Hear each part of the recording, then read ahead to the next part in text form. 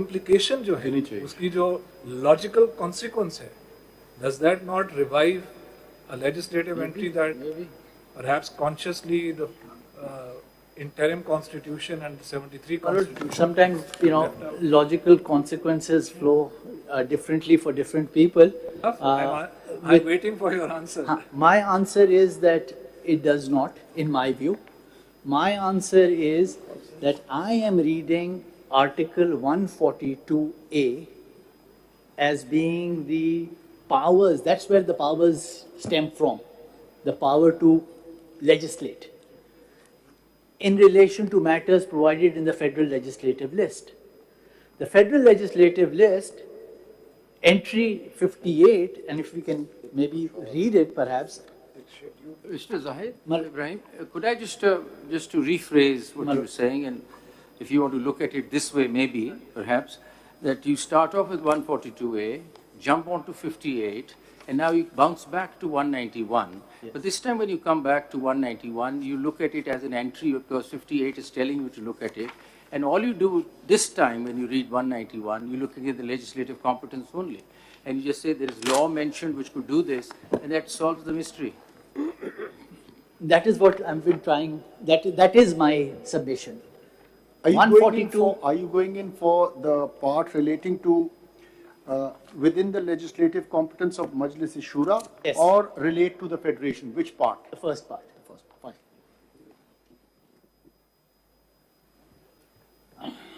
But the first part in itself doesn't give specific direction of competence kis cheez par hai. And as was said earlier, it says it would be anything and everything. So how do you say that from entry 58 matters which under the Constitution are within the legislative competence? So then the question is, where under the Constitution are you getting the competence? 191. And you're reading subject to the Constitution. So what is happening is, as I see it, is that you, as I said, from 142 you jump on to 58. 58 simply says, go back into the Constitution and see if there is any legislative power. Yes. I come back to 191, but looking at 191 differently now. I just have to look at the competence. And I see that it says that there could be a law which could regulate practice and procedure. So that we just have to look at the subject matter. This time round, coming back after 58, we just look at the subject matter. That is my reading. My Lord, with regard to... Mr. Zahid, you can always say, you don't have to agree with me. We are here to hear your contentions. And I have respectfully you can. said it. Are you being polite? You can say, don't need to agree with me. I think it's fairly But clear. Mr. Zahid, we have to understand what you are saying. Yes, of course. And I've only expressed my submission. We may not agree with you. Of course. But surely a judge sitting on a bench of the court is entitled, when a submission of high constitutional importance is made. I appreciate those observations. Appreciate that. I appreciate those observations. I think you've appeared me enough times to know that this is the way I appreciate those observations. That's the way I look at things. Next point, please. That's the way how... I'm grateful. Zahid Sahab, aage badhiye, please. The second point that I wanting to submit is that the right of appeal is nothing but extending the jurisdiction of the Supreme Court, which is provided under entry 55. And why do I say that? First, in relation to extending the power of the Supreme Court, the argument is that this can only be done where there is express authorization. And the counter argument is, where is the express authorization? There is none. And therefore, this is a redundant provision. You can't read redundancy into a constitutional provision. So, express authorization, I find it in a reading of Article 10A and 2A. And there is a judgment on this that I wish to cite, my Lord. No, just a minute. Express authorization under Article 10A, right to fair trial. And Article 2A. Objective resolution. No, and Article 2A. Ji. So is it your case, now these are, as the very appellations A indicate, that these were not there in the Constitution as originally enacted. Entry 55 has never been touched. It remains as it is. So is it your case that prior to these these articles being added to the constitution, the answer would go the other way. My Let's look at the constitution on the commencing day. sir, If suppose on that day or the next day, Parliament had made this law with regard to the right of appeal, there was no 10A then, there was no 2A then, what Sir, would you say, what would the answer be? my answer is, and the question I think is connected to the larger question that 185 में appeal जहाँ पे constitution ने provide करनी थी constituent assembly ने वो कर दी अगर उन्होंने नहीं दी है 184(3) में to bad go back make a constitutional amendment that is the argument right my contention on that is that the parliament said yes हम 184 में अभी नहीं दे रहे but हम ये power दे रहे हैं legislature को कि entry 55 में हम डाल रहे हैं कि you can extend your jurisdiction if at a later stage The word used is not extension. The word Extend. used is enlargement. enlarge the jurisdiction. Now, yes. how do you interpret the word enlargement? As I see it, enlargement is of something which already exists. There is no appeal which exists. So how can it be enlarged? Mr. Zahid, there could be two interpretations to that. I mean, my loud thinking that enlargement in this entry would have two sets. One is the existing jurisdiction being enlarged. The other is creating a totally new jurisdiction. Still, the Supreme Court's jurisdiction gets enlarged. So it doesn't really matter. The express provision is required for the existing provisions, but for a new jurisdiction, you don't need any. And when you have two fair interpretations possible, which one do you go to? You go to the one You see, where the law will survive. दो चीजें हैं ना, creating and in creating you are enlarging. Where is the power to create a new jurisdiction? So that is where enlargement would come in. Most respectfully, sir. Yeah, agar if we give enlargement a restrictive meaning, then can you give me an example when is it ever applicable then? Sir, if I may I mean, I can't think of a scenario, maybe you can help me think of a scenario. If we give it a restrictive meaning, the enlargement is different from creation of jurisdiction. But Then also- where will it come into play when, let's say this act did not exist and I asked you, please enlarge the Supreme Court's jurisdiction, what would you do? It's a matter of semantics, you see. I mean, it's just a word in the sense that suppose if there is an appeal provided, would you not say that the jurisdiction of the Supreme Court stands enlarged? So it's just a word, I mean, and you've read the principles, widest possible interpretation. So This is we cannot be lost in the word. Enlargement of jurisdiction can be read with Article 175(2) or not, because it is a case of jurisdiction. No court has any jurisdiction unless conferred by the Constitution, by or under the law. So if you read the enlargement, is it not the appellate forum is not an enlargement of jurisdiction to the original jurisdiction of Article 184(3)? Indeed it is. So it would be read with Article 175(2) or not, where the powers have been given. Yes, certainly. But the law, My lord, but the law over there would have to be a law that Parliament is capable of making, which brings us back to the same question. What will go back to the same. But you see, enlargement का तो example 185 में ही दिया हुआ है और वो जो आपके वो थे ट्राइबल एरियाज की enlargement, वो एक्ट का नाम ही था enlargement of jurisdiction. लेकिन आपसे तो मैं सवाल कर रहा हूँ, उसका मुझे बताइए ना, आपने अभी 10A और 2A का जिक्र किया, तो I'm giving और you एक an चीज example. और है आपने इसमें कहा जाहिद कि साहब, मिस्टर एक जाहिद, उसके अंदर आप सुन लें, फिर मैं आपको एक और चीज उसी के आप जवाब उसके में बता अंदर जो दीजिए। है एक बात आप कर रहे हैं कि जी पार्लियामेंट के पास शुरू से ही पावर था, उन्होंने कहा जब हमारी मर्जी होगी हम लॉ बना देंगे. Is this your argument? Parliament ने उस वक्त नहीं बनाया लॉ, ठीक है, नहीं बनाया, 97 but ये but you say that inherent in entry 55 is the power to create an appellate right of appeal in respect to 184(3). Is this your argument? absolutely yes. Okay. My lord, Now, appeal, is it a procedural matter or is it a substantive right? it's definitely a substantive right. It is a It is, substantive. yes. Learned counsel. So you Learned can create a substantive right by implication. Not by implication. I'm Learned not counsel. creating it by implication. I am saying that the injunctions of Islam mandate that you cannot deny right of appeal. Learned counsel. And the Honorable Supreme Court of Pakistan says that this is what the injunctions of Islam say. Which case is that? Which case is that? Trying to get to that, PLD 1989, Supreme Court 6. But the Honorable Supreme Court, page 6. Honorable Supreme Court also says that the lawmaker, if he intended to the constitution makers or framers of the constitution, if they had intended to provide an appeal, they would have done so.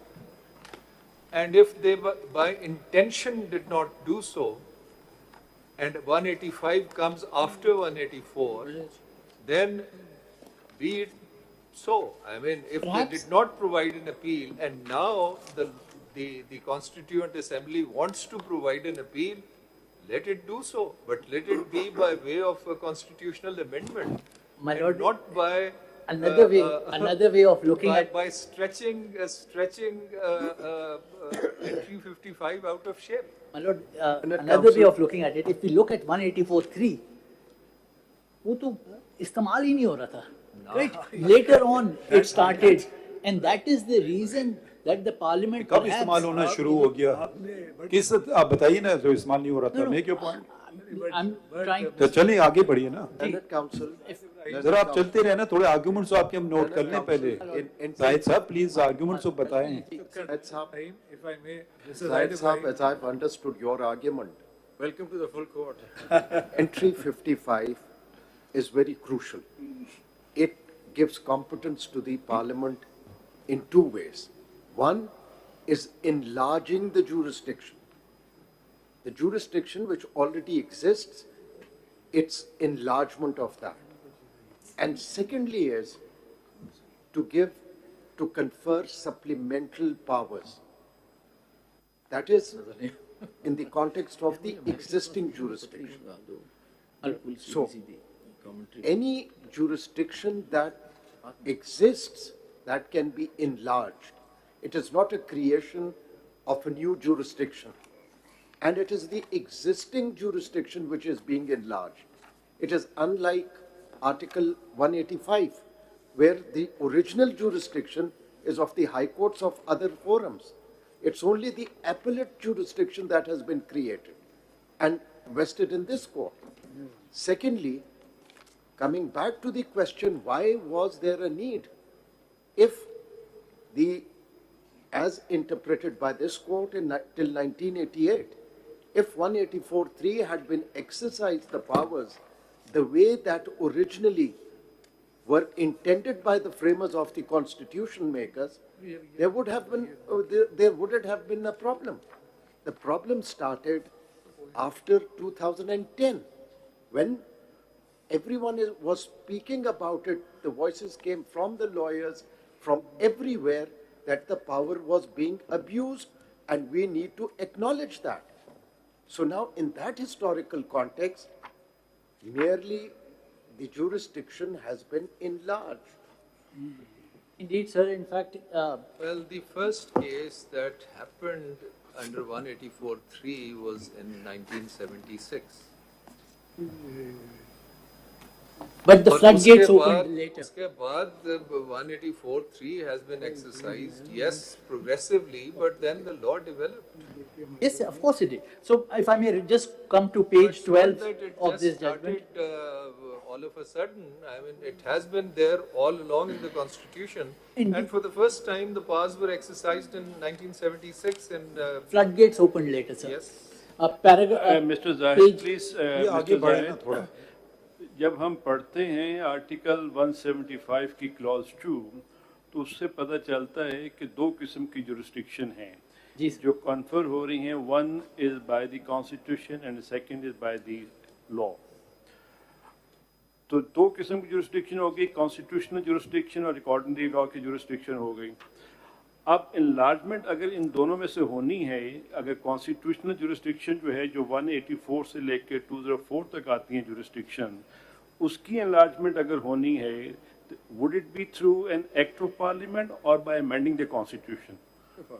और दूसरी, अगर statute की jurisdiction की extension होनी है, तो वो क्या उस स्टैट्यूट की अमेंडमेंट के लिए एक्सटेंशन होगी, एनलार्जमेंट होगी, या वो भी एक्ट ऑफ कॉन्स्टिट्यूशन के अमेंडमेंट के लिए होगी? अगर ये दोनों को मिक्सअप हो रही हैं कुछ चीजें. सर, अगर सिर्फ कॉन्स्टिट्यूशन अमेंडमेंट के तहत वो लेकिन enlargement हो सकती कॉन्स्टिट्यूशनल जुरिस्डिक्शन जो हैं वो 184, 185, 188, 186A, 188, 204 and 203 FE जो है शरीयत कोड की, ये जुरिस्डिक्शन कॉन्स्टिट्यूशन में है। इनकी अगर एनलार्जमेंट होनी है, can it be done by any ordinary legislation? So, because otherwise you will have to read this provision in relation to enlargement as being redundant. No, वो enlargement जो है दो तरीकों से ना, दो jurisdiction आ गई। अगर दोनों की enlargement होनी है तो एक instrument है constitution, दूसरा instrument है act of parliament। तो enlargement करें उसी तरीके से करें, उसी तरीके से करें जिस तरीके से jurisdiction आ रही है। If we say that the jurisdiction already exists, only to the extent of enlargement has the power been given to the Parliament. Enlargement, the concept of We have got bogged down in existence of some jurisdiction. amendments to the Constitution. If, suppose, Parliament tomorrow enacts an amendment and says 184(3) is hereby repealed, ठीक है ना? अब तो कोई वो तो कर सकते हैं ना, हम फिर भी उसको देख सकते हैं जी या नहीं देखेंगे? नहीं, बिल्कुल नहीं, पता नहीं क्या करेंगे। So I'm just saying कि when we concede that power, या तो कहें कि पार्लियामेंट कर ही नहीं सकती है काम, 184(3) को डिलीट भी नहीं कर सकती, because we are saying this amendment could be brought only by way of a constitutional amendment. So Parliament says, okay, thank you very much. Now I repeal 184(3) altogether, full stop. So उस पे दूसरे arguments होंगे, is it the basic structure of the Constitution 184(3) or not? But here again back to let's simple things. Let's see them how they are written in the Constitution. If I may just read. Can you just quickly finish your argument, because we have a lot of counsel to hear. I will. Page 12 of this judgment. Page 12 of this judgment. Which judgment? ये जो side किया PLD 1989, Supreme Court 6. शरीयत appellate branch. Shariat Appellate Branch. 12E. 12 ka, sir, the second paragraph. As far as the question that the provisions barring the right of appeal in the defense service laws are not repugnant to the injunctions of Islam is considered, we cannot agree. This court has held that the Islamic injunctions of Adl, Qist and Ihsan warrant that an aggrieved party should be entitled to test the correctness of a decision which results in the deprivation of his livelihood. See Federation of Pakistan and Others versus Public at Large, PLD 1988, Supreme Court 202, wherein the validity of certain provisions of the West Pakistan Press and Publications Ordinance, including the provisions therein which did not permit an aggrieved party the right of appeal, was considered, and it was held that the said provisions were against the injunctions of Islam and must be amended, and the right of appeal provided. The need for testing the correctness of a decision which results in the deprivation of liberty and also livelihood would obviously be greater. The court's decision in Federation of Pakistan and Others, PLD 88, Supreme Court 202, has been reaffirmed in Federation of Pakistan General Public versus General Public, decided on 17/188. It was similarly observed. And indeed, the harshness in similar provisions of West Pakistan Press Publications Ordinance was removed by the court in the same judgment. Remedial measures were ordered. The Federal Shariat Court in its impugned judgment has also held that the right of appeal was recognized by the Holy Prophet, peace be upon him, as well as the Khulafai Rashidin, and discussed this question in great detail. Nothing has been shown to us in refutation thereof. The plea thus that barring the right of appeal does not offend the injunctions of Islam cannot be accepted. So, if we read Article 2A as if it is a substantial part of the Constitution, right of appeal accordingly has to be given effect to. Mr. Zaid Ibrahim, the question here is not whether an appeal should lie or not. The question here is, if an appeal, right of appeal is not presently available and it is sought to be provided, who is competent to provide the appeal? And what mode needs to be adopted to do that? Now, one argument is that it can be provided by way of a legislative instrument, by an act of the Parliament. The other argument is no, because it has its genesis in a constitutional provision. Only a constitutional amendment would provide such right. And if you would read Baz Muhammad Kakar's case, in which it was specifically said, where the constitution or a statute does not provide a right of appeal, there is no right of appeal. And if you want to provide a right of appeal in the constitution in exercise of constitutional powers, those have to be provided by a constitutional amendment. And if you want to provide a right of appeal in a statute, then the statute has to be amended, because this right is a creature of the statute or the constitution. And unless the instrument which provides the appeal, or unless the law that has to provide the appeal, it is amended, it cannot be provided by implication. My lord. Mr. Zaid Ibrahim. Over here. चले आप अपना point तो बताएं ना, हम कुछ note ही नहीं कर रहे हैं. I'm not writing anything. I'm just hearing various queries. I mean, can you complete your submissions? I hope. Please complete your submissions, and then you can respond to all the queries. In relation to Zaid Ibrahim, Ji, my lord. if I may, on your reading of entry 55, would it be possible for Parliament to make a law creating an intra-court right of appeal in respect of an appeal heard by the Supreme Court under Article 185? Would that be permissible? Your Lordship has perhaps dealt with that question, where your Lordship has even said, well, the line that, and in the end, there must be an end. No, that's review. But I'm saying, क्योंकि आप जिस तरह entry 55 को पढ़ रहे हैं ना, review का तो हमेशा ही है. And my question is, on your reading of entry 55, would it be permissible for Parliament by an act to provide for an intra-court right of appeal in respect of judgment delivered by the Supreme Court while hearing an appeal under Article 185? Would it be possible on your reading of entry 55? My lord, that would go against the finality principle, because Well, right of always. appeal Again. against right of appeal. इधर आप But the logic is that here there is no अरे appeal. enlarge करके भी तो देखे ना, अगर ये section 5 जो है valid है, if it ji. is intra vires, petition under 184(3) is filed, whatever happens, appeal is filed, whatever happens, there is a right of review against that. Okay, so let me answer. देखिए जो intra-court appeal is original jurisdiction, never appellate jurisdiction. Intra-court appeal, so there'll be two streams. One is the original jurisdiction of the Supreme Court. When a special single judge of the High Court passes an order, that is original jurisdiction of the High Court he is exercising, provided under intra-court appeal. So that scenario may not be here at all, because 184, 185 is already there. We are only concerned with one kind of appeal, which is 184(3) appeal, nothing more.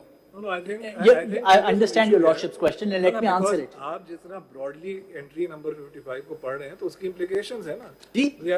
अगर उसकी implications fail कर जाती हैं, तो that's one thing. उसकी implications alive रहती हैं. तो इसलिए समझने की बात है ना. या तो आपका केस है कि जी appellate jurisdiction में नहीं हो सकता, further ये power खत्म हो गया, मुझे तो फिर नजर नहीं आता उसमें कोई ऐसी limit.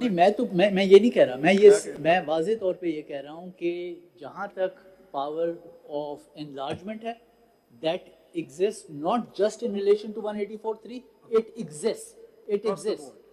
And my answer is, the line that in the end there must be an end, unless the Parliament says so. Unless the Parliament says so. That is my. You added words to my words. Yes, indeed. I'm taking the liberty of adding the words, unless the Parliament says so. I may or may not agree with you. Of course. Subject to your... Grateful, sir. Sir, if I may move to the next point, this challenge has been dressed up as an issue of independence of judiciary. There is a plethora of case law which identifies that how important, crucial, critical independence of judiciary is to our system. In relation to what constitutes independence of judiciary, what are the things that make up independence of judiciary? My Lord, I will not make your Lordships read, but I'll just cite the relevant paragraphs of a few judgments. My Lord, the first is the Sharif Faridi case, PLD 1994, Supreme Court 105. at page 107. Please repeat the citation. My lord, PLD 1994, Supreme Court 105. At? 107. Okay. The second is PLD 2009, Supreme Court 879, the Sindh High Court Bar Association case, at page 1228, para 17. And lastly, PLD 2010, Supreme Court 61. No Supreme Court. The 2010 Supreme Court? Page 61. This is my Lord Chief Justice Iftikhar Muhammad Chaudhary versus President of Pakistan. And the relevant page is 173, para 157. My Lord, in relation to international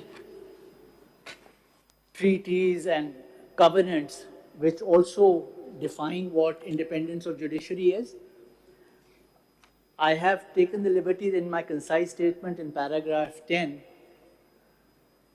I have drawn out what these international treaties say. I will just read one sentence from there, my lord.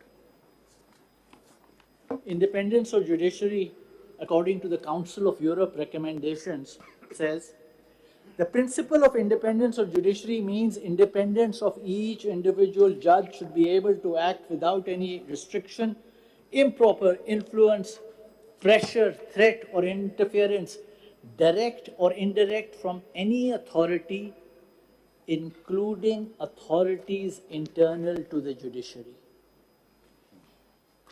This is the first definition of independence of judiciary that I was able to gather, which specifically says that from internally from the institution, there has to be independence. My lord, repeated questions have been raised, but no one has identified which fundamental right affects the petitioners. How independence of judiciary is diluted by this law. An argument is certainly made that once we open this door and allow the Parliament to legislate in relation to even the practice and procedure of the Supreme Court, tomorrow the Parliament may make another law. My lord, when it makes another law, it will be tested whether they are interfering in the independence of judiciary. And it will be struck down if they do so, but not at present. This law does not.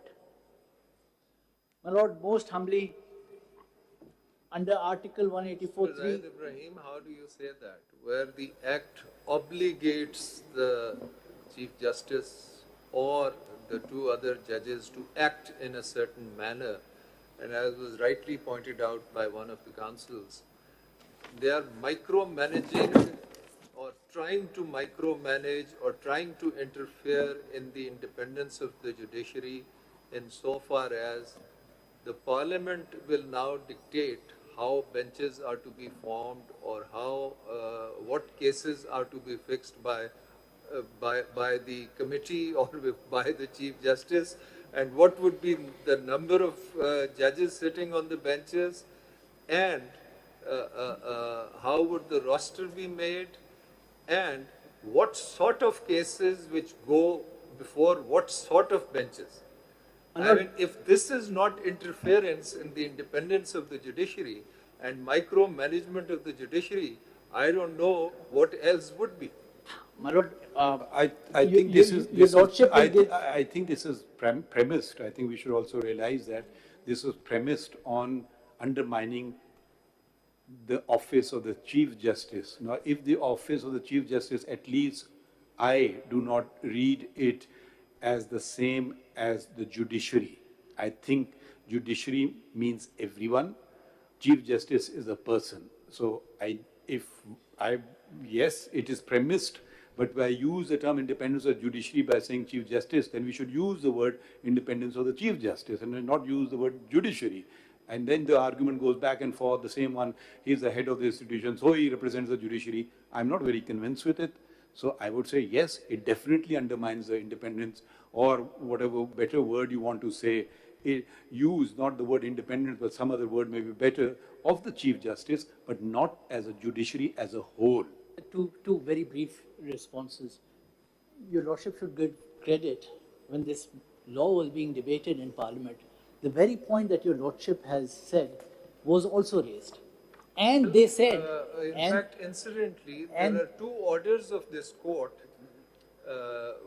and the learned Attorney General also undertook to place on record the debates, in which an have earlier, not been placed. my lord, in an earlier hearing, it was pointed out that it is available online. If that order I had think it's been placed by complied with, one of the lawyers. It's available in CMA 8565. I One day's think debate it's has a been good placed. 150 pages. Some parts of it have been Acha, placed okay, on the file. all I was trying to point out that the questions that your Lordship has raised, the Parliament also grappled with it. And in my humble view, these matters can't be looked in an isolation. Let's face it, I do not know how cases get fixed. I do not know how benches get constituted. I don't know how 184.3.1 case gets presented on the 12th of April, and on the 13th of April it gets fixed. So, Mr. Zahid Ibrahim, This itself is a vindication of this law. can be fixed by the Supreme Court itself. So, If you point out all it the out Parliament to the is saying, Supreme Court all the- and the competent authority, which is the full court, which constituted, which promulgated the 1980 rules, they can revisit the rules and fix the issues. Sir, How does the Parliament come in? Mr. Order, Zahid Ibrahim, order I can 19 add- of the Supreme Court rules, Order 19 of the Supreme Court rules says that all appeals filed in the registry shall, as far as possible, be heard in the order in which they are set down. Okay. So Does it it's a happen? question of I mean- implementation. So according to you, the rules are already there, they are not implemented. No, So if it is incorporated in a statute, it would ensure implementation. it Mr. is Zahid not Ibrahim, incorporated in the Mr. Zahid statute. Ibrahim, there seems to be a great fear regarding open door syndrome thing that's going on. So in this case, what we have to identify is whether there is a door or not. So if there is a door, there could come a law which could strengthen us, which would strengthen the Supreme Court, enhance the independence of judiciary. I'm okay with that coming in the door. But if something else walks in the door which affects my jurisdiction, reduces my jurisdiction, violates fundamental rights, access to justice, independence, I strike it down. So what's the fear? What is this open door syndrome going on? It's a red herring. And again, Mr. Zahid The Ibrahim, main question is, Mr. Zahid the main Ibrahim, question all here that, is all whether that there the is a Parliament door. has done. Yeah, door is the question that will determine. The Constitution, for the Zahid- time being, Zahid Ibrahim. does not give a door to the executive or the legislature to interfere in the internal affairs of the Supreme Court. So this bench has to determine whether it all is a door or not. Mr. What comes Zahid through the door Ibrahim, is not my problem. I think these proceedings are a classic example of how the jurisdiction or the power was exercised by the Chief Justice. As I pointed out earlier, there are a lot more important cases which never get a turn. Now here, everyone is saying it's a good law, but everyone fears this open door syndrome, as my learned brother has stated. I view it differently. The Parliament, since this court having the power under Article 191, was even refusing to call a meeting.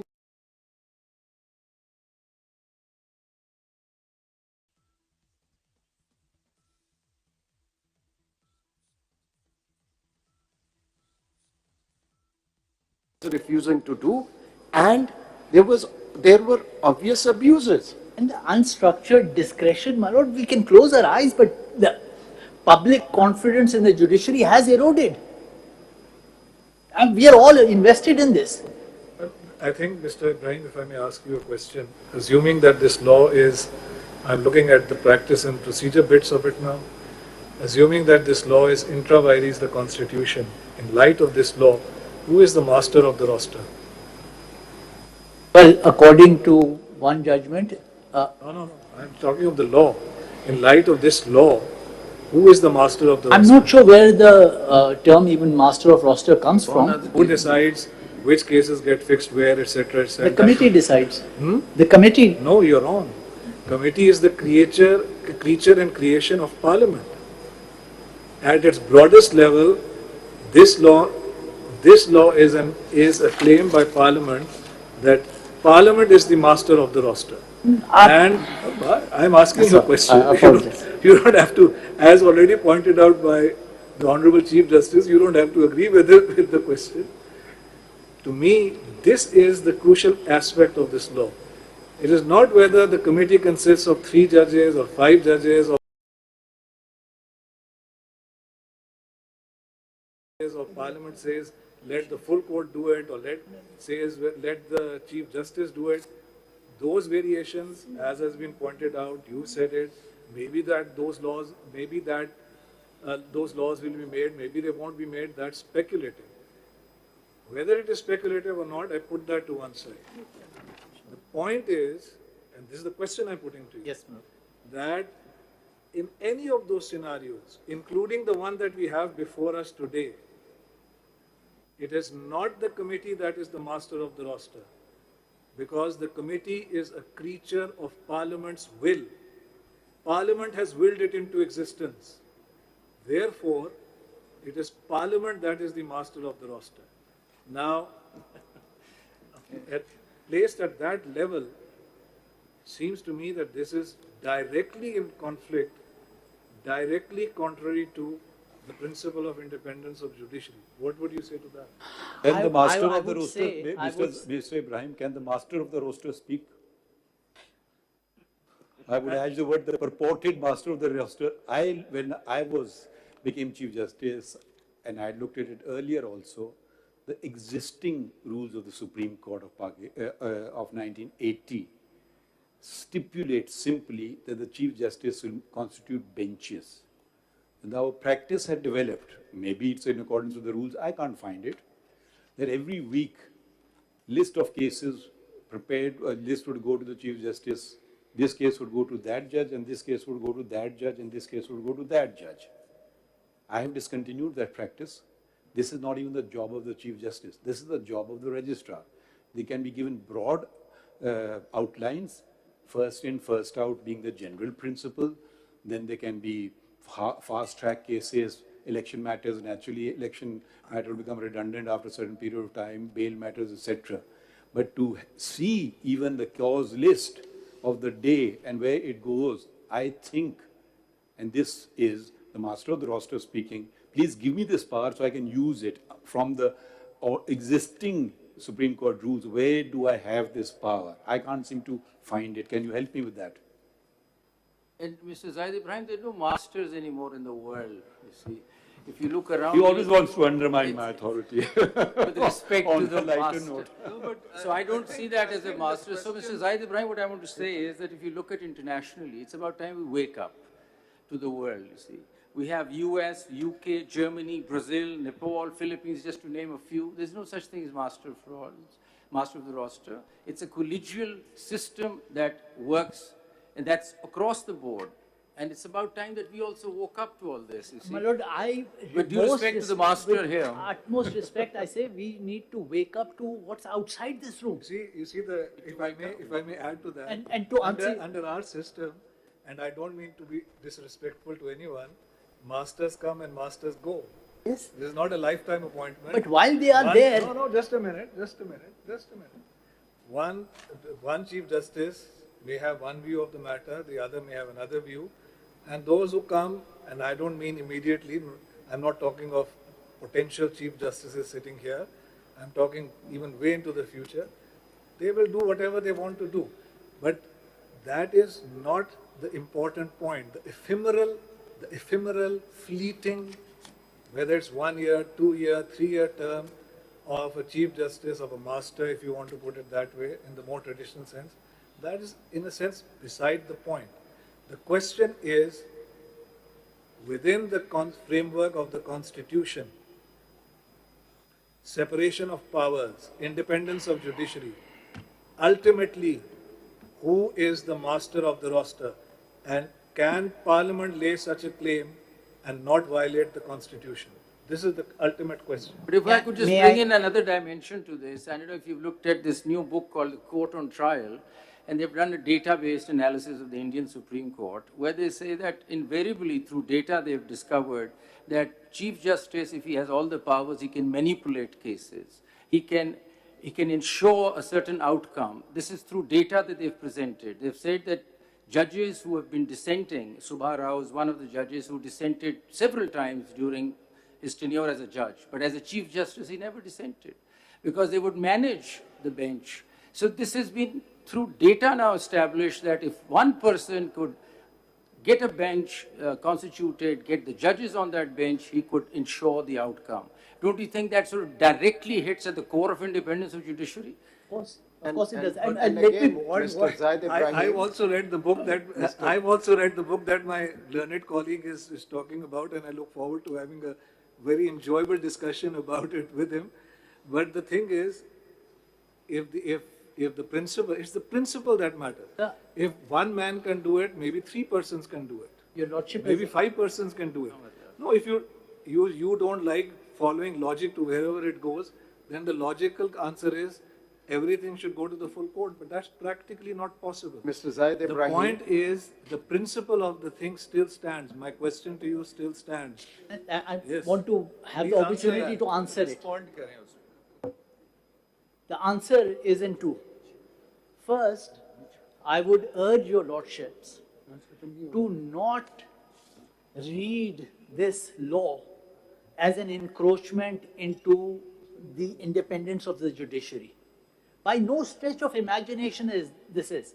Even in Parliament, when this was discussed, it was discussed that the bar has wanted to do this for a long time. But PTI is challenging their legal counsel. Hamid Khan was cited in the debate as supporting this law. To answer your question, Parliament does not seek to be the master of roster of any. Not a question of whether they seek to be this Or they have seek not. to- Mr. No, Mr. sir. Zaid Ibrahim. The principle that is being established is that they are. Whether they seek it or not is beside the point. Mr. This is Mr. the Zaid core Ibrahim. of the question. I would in- humbly in- say that it is Ibrahim, not. in And most secondly, of, secondly, Mr. in Zaid relation, Ibrahim, Just on Sir, the sir, lighter एक second, in note, most of the jurisdictions, the only the way I fixation cannot of read cases- into this is to keep my eyes closed. no, is to not chase Mr. shadows. Mr. I would Zaid say not chase Ibrahim. shadows. And just one last thing. My lord, your lordship had said that, oh, Chief Justices are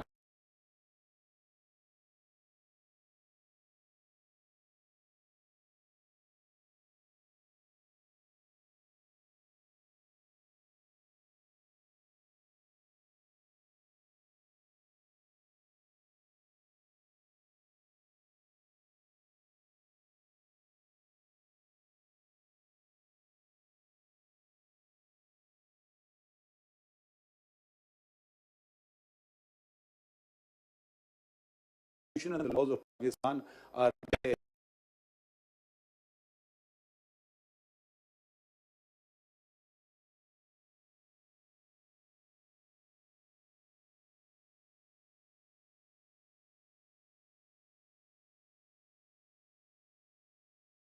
subject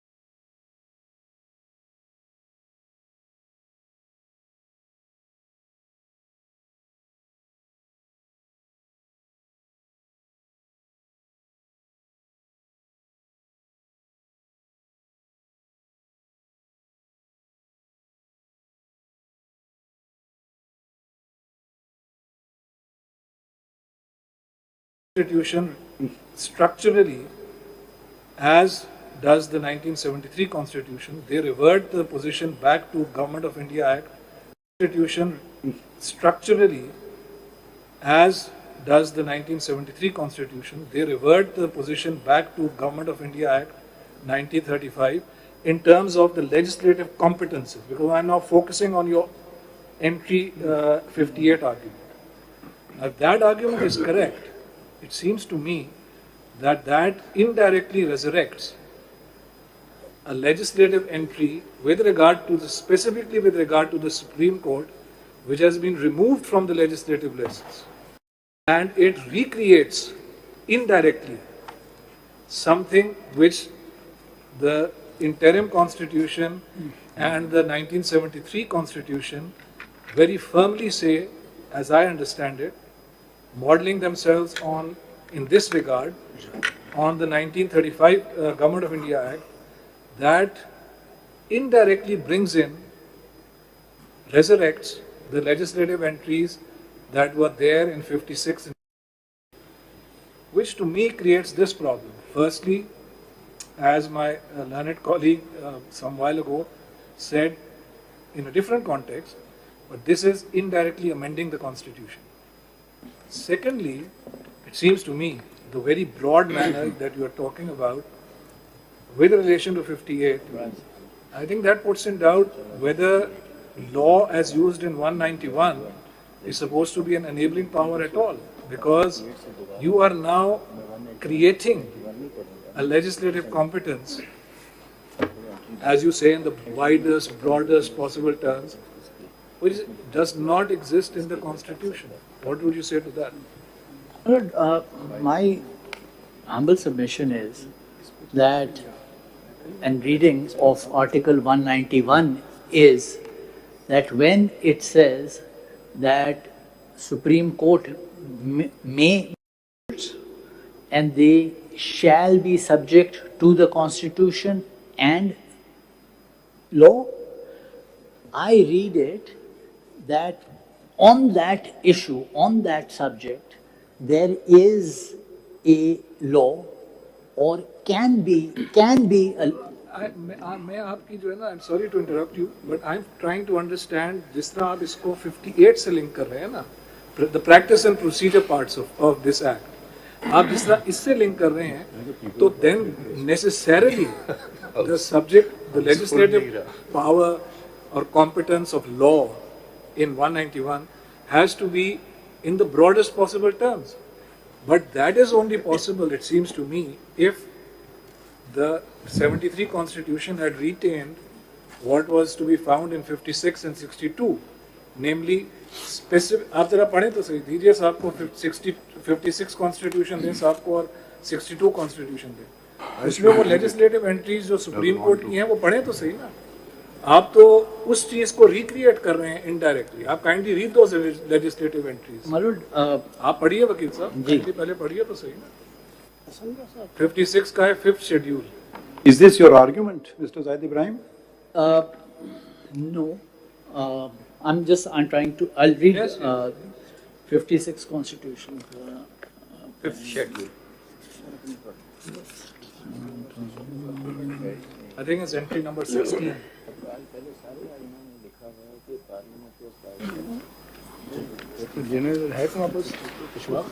Fifth, yes. Entry number? I think maybe 16.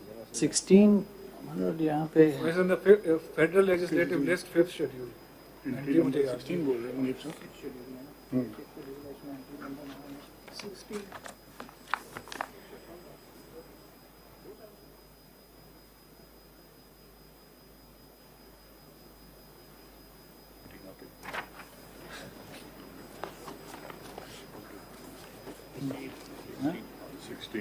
हाँ 16 है ना, entry 16 देखिए, federal list entry 16. The Constitution, organization, jurisdiction and powers of the Supreme Court, including contempt of such court and the fee taken therein, persons entitled to practice before the Supreme Court. और अब आप इसकी देखिए 62 Constitution की, वो भी चले ना रहने दें, वो more or less along the same line, just to save time.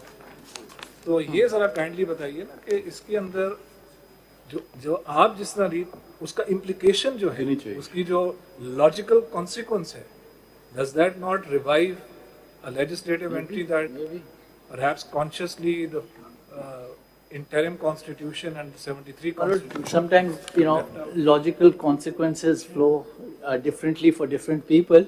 I'm waiting for your answer. My answer is that it does not, in my view.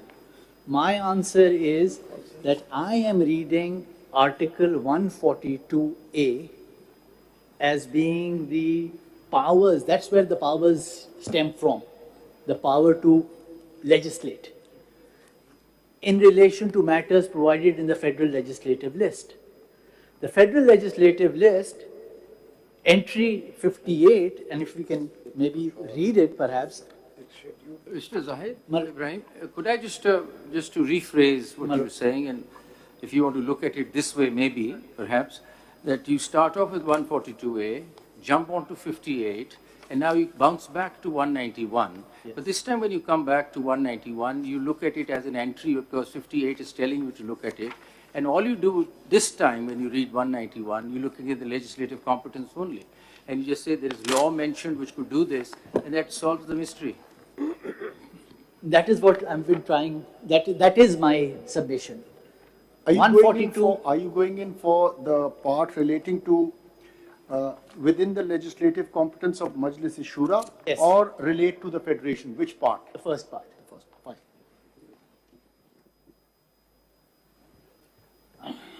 But the first part in itself doesn't give specific direction of competence kis cheez par hai. And as was said earlier, competition, it says it would be anything and everything. So how do you say that from entry 58 matters which under the Constitution are within the legislative competence? So then the question is, where under the Constitution are you getting the competence? 191.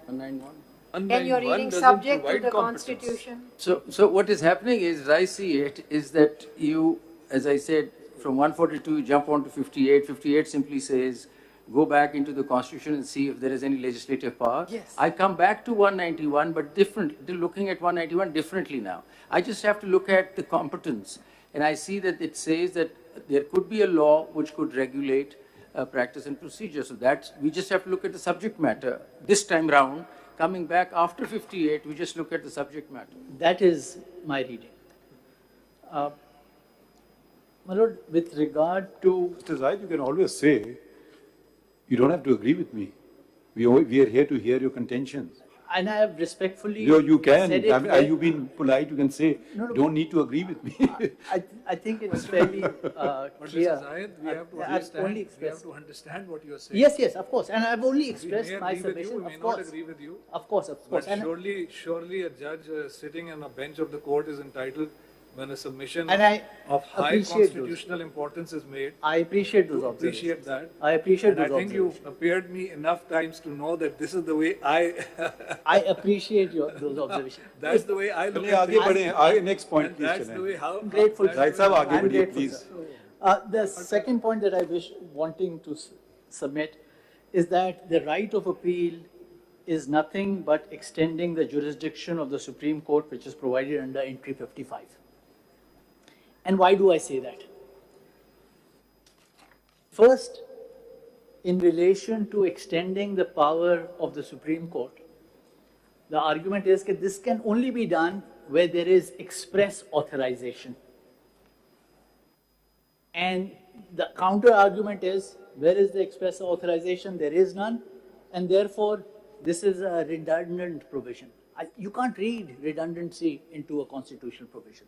So, express authorization, I find it in a reading of Article 10A and 2A. And there is a judgment on this that I wish to cite, my Lord. No, just a minute. Express authorization under Article 10A, right to fair trial. And Article 2A. Objective resolution. No, and Article 2A. G. So is it your case, now these are, as the very appellations A indicate, that these were not there in the Constitution as originally enacted. Entry 55 has never been touched. It remains as it is. So is it your case that prior to these these articles being added to the constitution, the answer would go the other way. Let's look at the constitution on the commencing day. Sir, If suppose on that day or the next day, Parliament had made this law with regard to the right of appeal, there was no 10A then, there was no 2A then, what would you say, what would the answer be? my answer is, and the question I think is connected to the larger question that 185 में appeal जहाँ पे constitution ने provide करनी थी constituent assembly ने वो कर दी अगर उन्होंने नहीं दी है 184(3) में too bad go back make a constitutional amendment that is the argument right my contention on that is that the parliament said yes हम 184 में अभी नहीं दे रहे but हम ये power दे रहे हैं legislature को कि entry 55 में हम डाल रहे हैं कि you can extend your jurisdiction if at a later stage The word used is not extension. The word Extend. used is enlargement. enlarge the jurisdiction. Now, yes. how do you interpret the word enlargement? As I see it, enlargement is of something which already exists. There is no appeal which exists. So how can it be enlarged? Mr. Zahid, there could be two interpretations to that. I mean, my loud thinking that enlargement in this entry would have two sets. One is the existing jurisdiction being enlarged. The other is creating a totally new jurisdiction. Still, the Supreme Court's jurisdiction gets enlarged. So it doesn't really matter. The express provision is required for the existing provisions, but for a new jurisdiction, you don't need any. And when you have two fair interpretations possible, which one do you go to? You go to the one You see, where the law will survive. दो चीजें हैं ना, creating and in creating you are enlarging. Where is the power to create a new jurisdiction? So that is where enlargement would come in. Most respectfully, sir. Yeah, agar if we give enlargement a restrictive meaning, then can you give me an example when is it ever applicable then? Sir, if I may I mean, I can't think of a scenario, maybe you can help me think of a scenario. If we give it a restrictive meaning, the enlargement is different from creation of jurisdiction. But Then also- where will it come into play when, let's say this act did not exist and I asked you, please enlarge the Supreme Court's jurisdiction, what would you do? It's a matter of semantics, you see. I mean, it's just a word in the sense that suppose if there is an appeal provided, would you not say that the jurisdiction of the Supreme Court stands enlarged? So it's just a word, I mean, and we've read the principles, widest possible interpretation. So This is we cannot be lost in the word. Enlargement of jurisdiction can be read with Article 175(2) or not, because it is a case of jurisdiction. No court has any jurisdiction unless conferred by the Constitution, by or under the law. So if you read the enlargement, is it not the appellate forum is not an enlargement of jurisdiction to the original jurisdiction of Article 184(3)? Indeed it is. So it would be read with Article 175(2) or not, where Yes. the powers have been given. Yes, certainly. But the law, My lord, but the law over there would have to be a law that Parliament is capable of making, which brings us back to the same question. What will go back to the same. But you see, enlargement का तो example 185 में ही दिया हुआ है और वो जो आपके वो थे ट्राइबल एरियाज की enlargement, वो एक्ट का नाम ही था enlargement of jurisdiction. लेकिन आपसे तो मैं सवाल कर रहा हूँ, उसका मुझे बताइए ना, आपने अभी 10A और 2A का जिक्र किया. तो I'm giving और you एक an चीज example. और है आपने इसमें कहा जाहिद कि साहब, मिस्टर एक जाहिद, उसके अंदर आप सुन लें, फिर मैं आपको एक और चीज उसी के आप जवाब उसके में बता अंदर जो दीजिए। है एक बात आप कर रहे हैं कि जी पार्लियामेंट के पास शुरू से ही पावर था, उन्होंने कहा जब हमारी मर्जी होगी हम लॉ बना देंगे. Is this your argument? Parliament ने उस वक्त नहीं बनाया लॉ, ठीक है, नहीं बनाया, 97 but ये but you say that inherent in entry 55 is the power to create an appellate right of appeal in respect to 184(3). Is this your argument? absolutely yes. Okay. My lord, Now, appeal, is it a procedural matter or is it a substantive right? It's definitely a substantive right. It is a It is- substantive. yes. Learned counsel. So you Learned can create counsel. a substantive right by implication. Not by implication. I'm Learned not counsel. creating it by implication. I am saying that the injunctions of Islam mandate that you cannot deny right of appeal. Learned counsel. And the Honorable Supreme Court of Pakistan says that this is what the injunctions of Islam say. Which case is that? Which case is that? Trying to get to that PLD 1989 Supreme Court 6. But the Honorable Supreme Court, page 6. Honorable Supreme Court also says that the lawmaker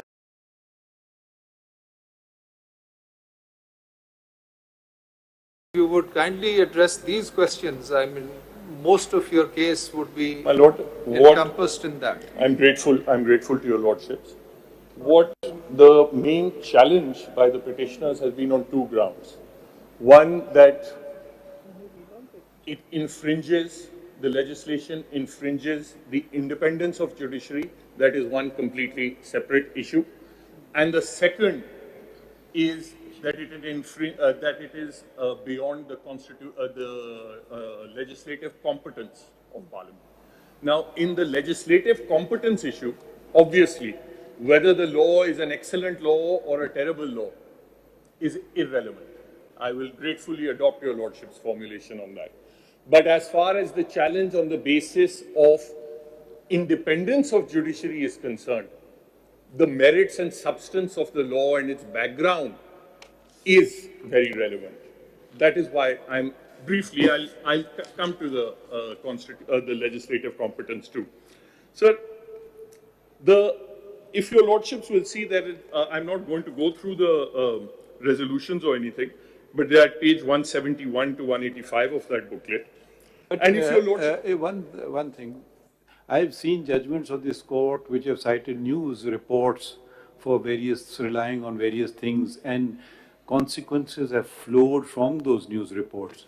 So I, for one, do respect what the highest bodies of lawyers have to say, whether it be the Pakistan Bar Council or the Supreme Court Bar Association, most ably represented by Mr. Abid Zubairi. So if you want to file those, I mean, I would place greater credence on them than on newspaper reports which have been taken note of and judgments passed by relying thereon. So if we keep talking about this chariot perpetually ad nauseum, the two wheels of the chariot, now let us see this chariot work. It is, in my humble submission, is that they are relevant. I think competence of a law has never been, as far as I certainly want to hear a person's point of view. Is decided on the basis of newspaper reports. Those are other contexts. Yes, legislative competence is a separate issue. I'm dealing right now with the independence of right now the seeming infringement. No, but independence of the judiciary itself is, if it is violated, then the law is incompetent.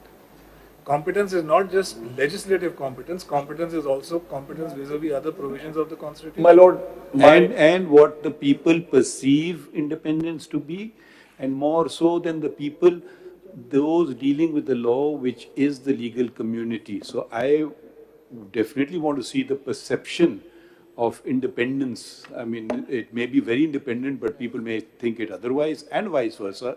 It may not be independent, and people may think it very independent. So yes, you don't have to spend a lot of time on it. If you can just refer to them or give it to us. They are at pages 171 to 185. And they are resolutions that what I was able to discover were only dating back till 2018. But I understand TBC has filed something going back to 10 years ago.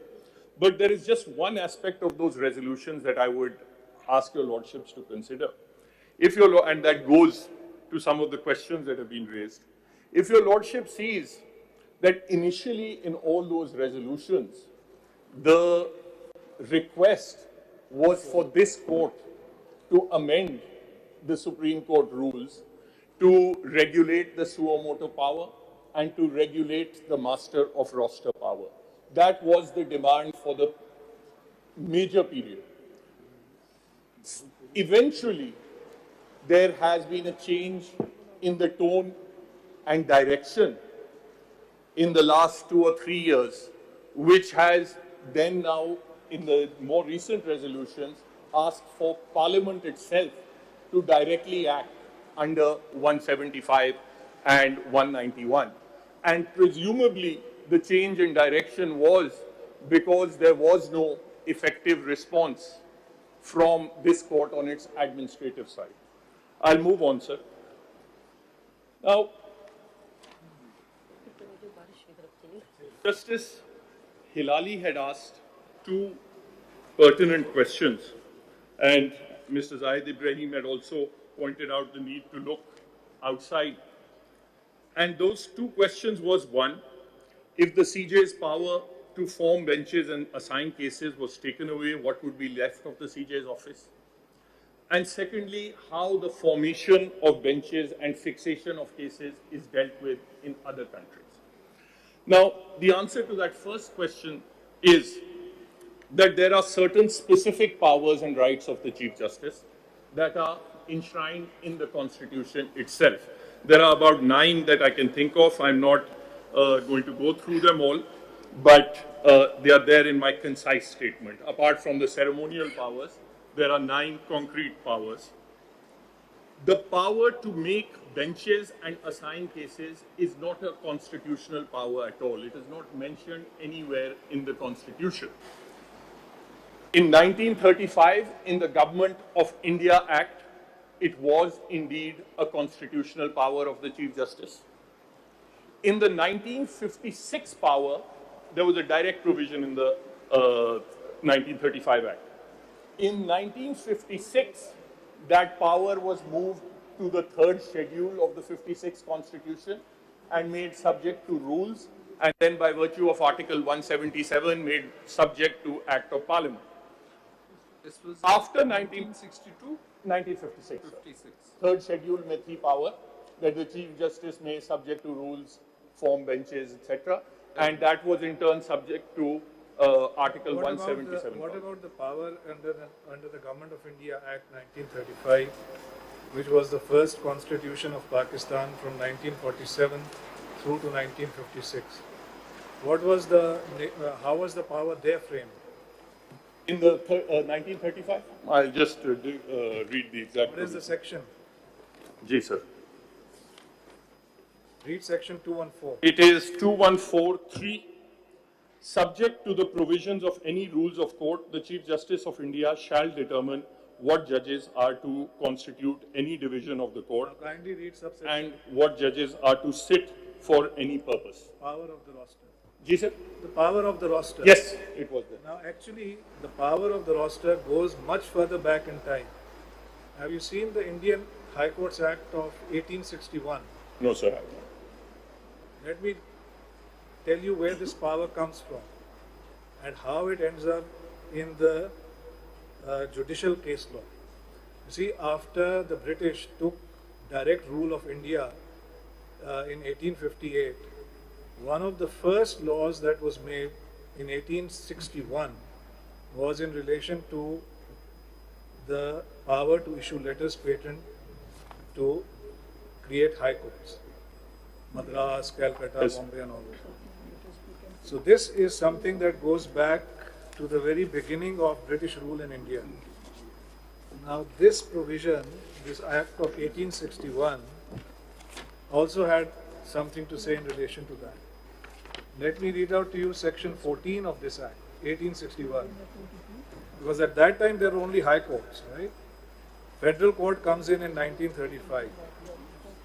The Chief Justice of each court shall from time to time determine what judge in each case shall sit alone and what judges of the court, whether with or without the Chief Justice, shall constitute the several division courts as aforesaid. So the Chief Justice as the master of the roster is a power that goes back to the very beginning of British rule and whatever follows thereafter. This position continues for several decades until we reach 1935. In between, we have the Government of India Act 1915. वो आपने देखा है? नहीं. उसमें भी section 108 था, which was in exactly these terms. ठीक है?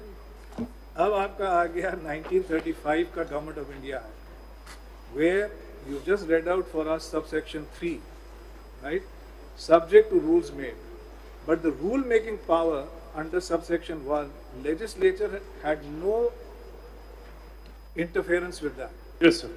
Then we have the But the Governor General did. It was with the approval of the Governor. approval. He didn't. Yes. He couldn't make them. He could only approve Yes, but the approval in his discretion. as originally contained. My lord.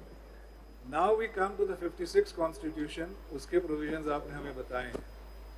Then we come to the 1962 Constitution, where the article takes the shape that it now has. But the 62 Constitution, as I said when Mr. Ibrahim was arguing, in the third schedule, it had a specific legislative entry for Supreme Court. Yes. Interim Constitution reverts structurally to the position of Government in India. 1973 Constitution does that. Now it seems to me that if you look at the grand sweep of constitutional history, starting from 1861 onwards, the 56th Constitution, which is perhaps the high water mark of legislative interference with matters related to the power of the roster, out of those centuries-long period, this is a very narrow window, hardly a few years, right? This expanse, which I think is about 150, 160 years, then culminates in the judicial case law, the case law that was referred to by Mr. Bindari, that it is the Chief Justice who is the master of the roster. Now, this is not something that the judges were creating out of thin air. This was a rule going back centuries old. It was deeply etched in the law. Now, the question to you is this. Mr. Bindari said that there is a constitutional convention that the Chief Justice is the master of the roster.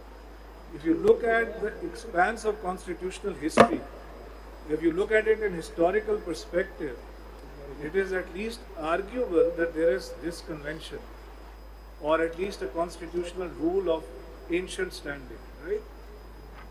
The question to you is this. In our constitutional law, conventions are legally enforceable. So even if this rule is only now embedded in case law, can it not be said that it is a constitutional convention, and therefore sections 3 and 4, setting up the committee and so on, they are ultra vires, even though it's not there in the express text of the Constitution. But conventions, by definition, have to look at the much broader perspective of constitutional history, right? Looking at it from that perspective, perhaps at least it's arguable. I'm not saying it's at least arguable that what Mr. Bindari was saying was correct, that there is a constitutional convention, and therefore it's beyond what Parliament has done or sought to do in sections 3 and 4. What would you say to that? My lord, respectfully, I take a completely converse view of the constitutional history. To me, it seems that under and prior to the 1935 Government of India Act, but under the Government of India Act, there's an express provision in the Constitution itself regarding the role of the Chief Justice. In the 1956 Constitution, that is diluted somewhat, that power is taken away to a schedule, schedule is made subject to rules, rules are made subject to the Act. 62 onwards, the very mention of the Chief Justice's power as master of the roster is removed from the Constitution. So to me, it speaks of a constitutional intent to reduce the role of the Chief Justice and enhance the role of the Honorable Supreme Court. But Mr. Salahuddin, the point is it is removed from constitutional text. But the question I'm putting to you is the submission made by Mr. Bindari that it is a constitutional convention. Conventions by definition are not in the text. And if it is a constitutional convention, which is recognized in that Hamid Sarfaraz case, PLD 1979 Supreme Court and other case law, that constitutional convention does not emerge suddenly out of nowhere. That constitutional convention has the backing of centuries old constitutional practices and even matters which are textually to be found in the relevant statutes. If there is this convention, and conventions are recognized under our constitutional law, would that not be in your sections not be in violation of My Lord, my understanding, I'll just give a brief answer and then move on. My understanding is that constitutional conventions are subordinate to actual constitutional intent as expressed by words.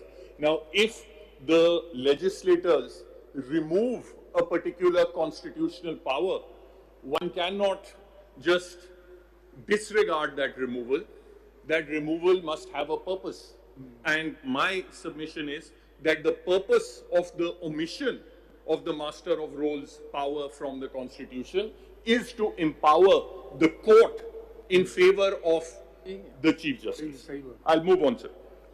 Now, well, the second question of your ladyship was... Mr. Salahuddin, Chief Justice is holding a constitutional post. Yes. And the powers exercised by him are not constitutional. My Lord, there are some powers that are constitutional, 9 in fact, which are mentioned in Article 10(4), 146, 152, 159.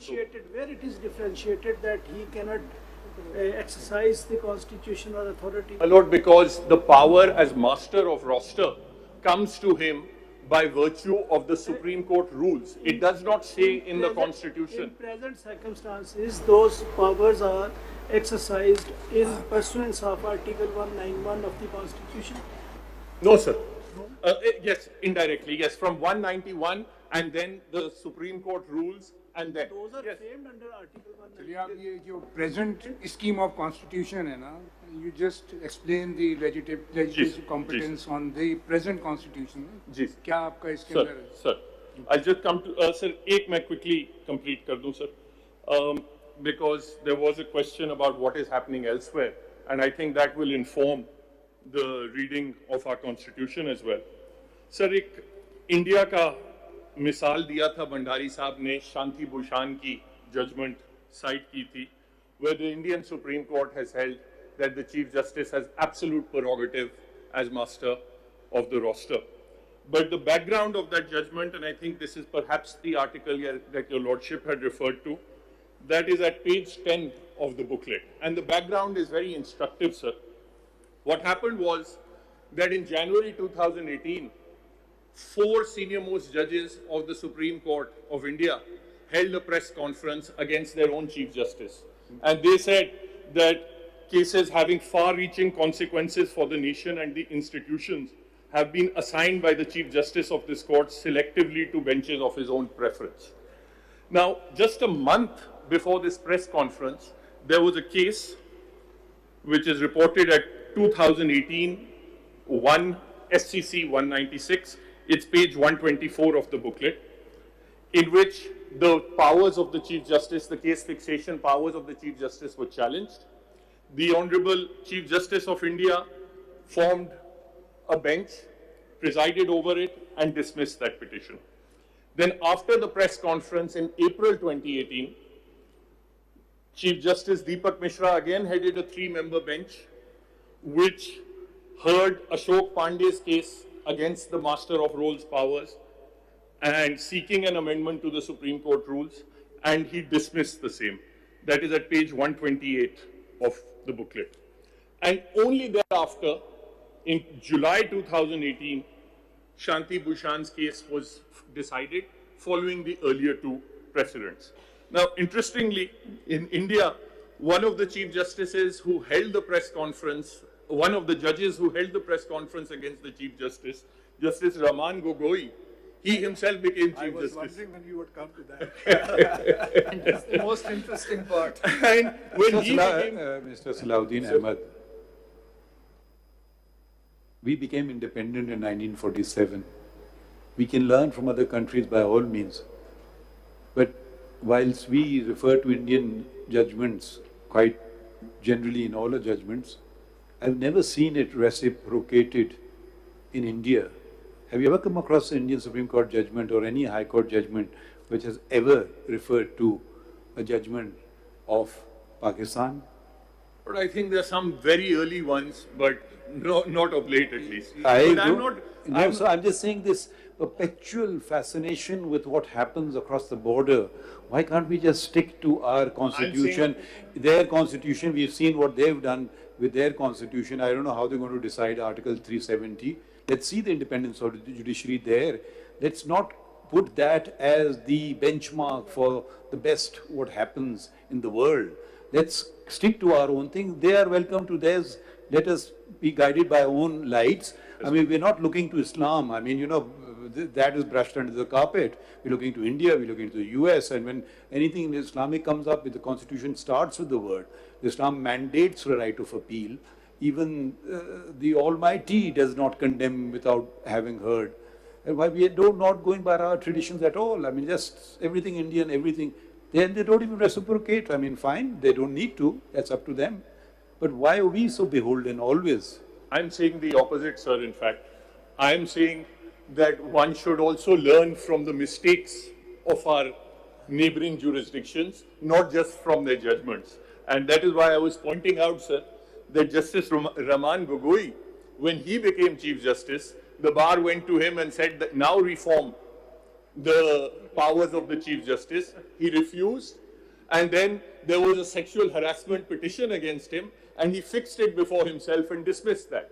So the Indian citations, I agree with your lordship, are to be taken with a pinch of salt. Now, a similar situation, sir, arose in Nepal. And I do think, sir, that when we are looking at foreign examples, perhaps relying upon US and UK jurisdictions itself might not be so apt for our socio-political, economic realities. We should look at countries closer to us. So we are taking a poll of the countries in the world. Not at all, sir. I mean, 200 countries do this, we must do it, or vice versa. It is a reflection of the same problem that has arisen elsewhere. But to your knowledge, I mean, before you move on to Nepal, in India, up to now, has Parliament then stepped into the breach? No, sir. No. Thank you. Mr. Salahuddin, whether the constitutional convention... Does that mean our Parliament is more vigilant? Yes. You just say no, I mean, you don't expand anything further. My lord, I agree that our Parliament has acted because there was a vacuum. I'm still waiting in all of this to get to the constitutional competence. Yes, sir. I'm coming. I'll be there, sir, very shortly. Mr. Salahuddin, Nepal and Bangladesh and very shortly, sir. Just two more submissions on this regard and I'll move on. Don't forget Maldives. Very important. Kindly, the Constitutional Convention, does they have the status of constitution? Can they be changed in accordance to the coming situations? Or if it can be changed, who can change it? Whether convention is fixed, it cannot be changed. My lord, that is exactly the difficulty, as I understand it, of constitutional conventions. Because if you have a position that the constitution says that this power belongs to A, and then the framers of the constitution amend that and they say this power no longer belongs to A, how can it be imported that the constitutional convention still continues to empower convention? That is not a convention. That is where that situation would arise if, for example, in the 62 constitution or the interim or 73 constitution, there were words to the contrary. All that those, as I understand it, but subject to any correction from your part, those constitutions, and including the present one, has structurally gone to the position of the Government of India Act. And therefore, the case law that has come up has come in the context of the 1973 constitution. What I'm saying is that there's a background to that case law. It's not something that in 1979 was said for the first time. The conventions go back decades, if not centuries. That's what My lord, I'm grateful for your lordship's observations. Now, just moving on to Mr. Salahuddin here. ये देखिए जो बुराइयां आप बता रहे हैं enabling countries में सब जगह हैं, क्या इन सब को रिमूव करने के लिए पार्लियामेंट ने इंटरवीन किया है या कोई दुनिया में ऐसी मसाल है कि practice and procedure of court के हवाले से कोई लेजिस्लेशन भी हुई है कहीं? My lord, in various jurisdictions there has been. कोई एक किसी मुल्क का बताइए जिसमें practice and procedure के हवाले से कोई enactment आया हो. My lord, in various jurisdictions, for example, in the United Kingdom itself, practice and procedure of the UK Supreme Court is done by the UK by an act of Parliament. है ना, उसमें benches की composition के हवाले से उसमें. My lord, it sets out divisions, etc. It gives those powers. Obviously, it gives those. Does not have the concept of a bench. The whole court sits, and in all important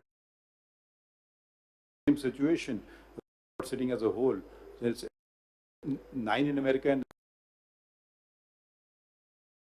yeah, but in only no other matters, but like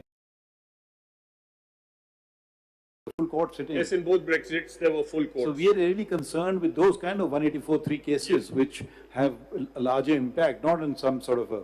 Yes. Sir, I won't go through the other, I'll just point out the pages of my booklet. Page 94 details with the situation that happened in Nepal. Over there, when the Chief Justice started forming benches of his own, eventually not just the bars, but even the judges of the Supreme Court went on strike. Eventually, they agreed a system where both benches would be formed and cases be assigned through a lottery. Now, in Philippines... Who decided this? Parliament? Or no, sir. It was the Supreme Court. It was the Supreme Court. Now, in Philippines, sir, benches are formed. South Asia में जहाँ कहीं ये problem हुई है तो वहाँ parliament ने intervene नहीं किया, वहाँ अदालतों ने खुद ही रूल्स बना के रेक्टिफाई किया है उसको. जी sir, but if your lordship will appreciate, this issue has been understood here since 2006 at least. मतलब आपका but it has not been addressed. आप लोग भूख हड़ताल पे क्यों नहीं गए हैं? मैंने कहा आप लोग भूख हड़ताल पे क्यों नहीं गए हैं? I'm too fond of my food, sir. Sir मैंने फिलीपींस की मिसाल दी है, पेज 76 पे है. वहाँ सिस्टम ये है कि benches are formed through a fixed criteria, first, fourth, seventh, 13th in seniority. Mr. Salahuddin, we've understood your point that there is a need for that change. The question is, who brings that change? Is it Parliament or is it the court itself? The first Can option, you just address the question? The first option was certainly for this court could have done it through administrative rules and amendment to the Supreme Court rules of 1980. And your lordship will appreciate. How the right of appeal can be conferred under the rules? Ji sir. Right of appeal तो हो ही नहीं सकता. Appeal is a separate issue. मगर बाकी मैं practice and procedure की बात कर रहा हूँ. As the practice and procedure that can be amended through the rules. Absolutely, absolutely. Appeal has to be done. It could have at least have been changed by an amendment to the Supreme. Another way that was side actually examine the issue, justice's discretion, lay down guidelines and structure that altered the convention that is set out in the earlier case law. Malo. That would be on the judicial side. Yes, and in fact there is a petition pending before this court on this issue. On the contrary, there are various judgments of this court which reiterate the convention that has developed by way of judicial orders. Is that true? Yes. Although my humble submission is, sir, that when the discretion of every single other individual who acts under law or the constitution, this court has held that it is subject to structuring and regulating that discretion, there cannot be an exception for the Chief Justice alone. Now, there is a petition that is pending before this court, CP number 15 of 2020, filed by the Islamabad Bar Association. I was appearing for the Bar Association in that case. This has been pending since 2020, and there is a specific prayer in this and the ground that this discretion of both Chief Justices, not just the Supreme Court, but also of the High Courts, it needs to be structured and regulated so as to improve public confidence. Mr. Salahuddin, you have given two options Yes. to this court to resolve the issue. Yes, sir. What do you say about the right of appeal? My lord, as far as the right of appeal is concerned, I believe that it did require legislative intervention. Legislation by Parliament. Two-third majority? Sorry, Malab? By two-third majority? Because it No, is sir. By a simple majority. 184(3) is a constitutional provision. Yes, sir. And appeal is continuation of the original jurisdiction. How this legislation can create a right of appeal against a constitutional provision originally which is part of the constitution? Well, if your lordship will allow, if you will give me 2 minutes, I'll wrap up this part and then come to that because I have detailed submissions on legislative. Ji, sir. In any event, sir, as far it was not done on the judicial side either. It was in those circumstances that the Parliament eventually acted. Now, lastly, I'll just say this, sir, that there are 5 fundamental issues. Ek second. Ji. I think you would not disagree that the Parliament legislates. Even the Constituent Assembly legislates. But the interpretation is the exclusive domain of this court. Absolutely.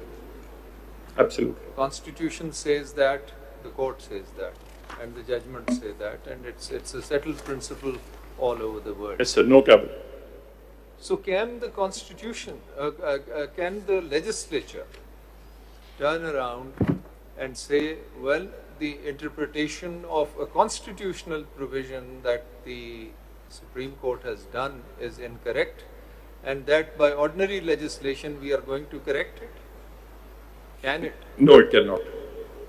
But my submission is that this court, while asserting the mastery of the roster in the office of the Chief Justice, has not interpreted any specific provision of the Constitution. They have relied essentially on the Supreme Court rules, and those rules are subject to law, and I'll come to that. So while there is legislation, is the Supreme Court now prevented from making rules on the subjects or the areas that have been legislated on? Yes. So that now the Supreme Court cannot make any rule on that? It can make rules to further that legislation, and it can make rules on anything that is not specifically covered in that legislation, but the legislation has primacy. So, from what you say, Mr. Salahuddin, a part of 191, and I would say the heart of 191 becomes redundant. I would humbly differ with your lordship. Because I read 191 differently. Simple reading of the 191 essentially confers a power to frame rules on the Supreme Court and not on the Parliament or any other organ. So when you say the Supreme Court cannot, now that a statute is in place, proceed to exercise its powers under 191 and frame its own rules or extend its own rules or modify its own rules, you're essentially saying the 191, as far as the powers of the Supreme Court is concerned, has become redundant. No, sir. As I said, there are areas that this court still can, but the area where a law has come into force, then it is subject to that law. Mr. Salahuddin, ये जो आपका Section 8 है इस कानून का, has that not affected an implied repeal of certain portions of the Supreme Court rules? My lord, I don't think it does. As it has said, notwithstanding anything to the contrary contained, so if there is any conflict, and it specifically refers to rules, the only rules that are relevant here are the Supreme Court rules. Yes, sir. Certainly. So if there is any conflict, then that would be a conflict with Section 8, which would override. So there would be an implied repeal, I'm putting it politely.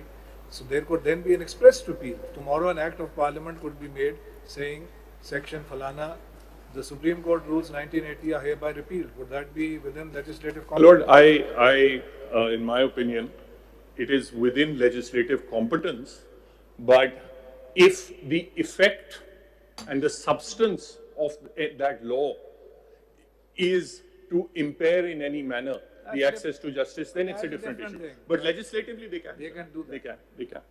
Now, my lord, Mr. Salahuddin, please read Section 2, subsection 2. Please read that of the Act. which Chief. is impugned before us. Sir अगर इजाजत दें ये वाला leg खत्म करके फिर मैं वो प्रोविजन जी मैं पढ़ लेता हूँ सर पढ़ इसी लेता के साथ रिलेटेड है हूँ जी इसलिए आपसे सर पूछ मैं अभी पढ़ लेता हूँ sir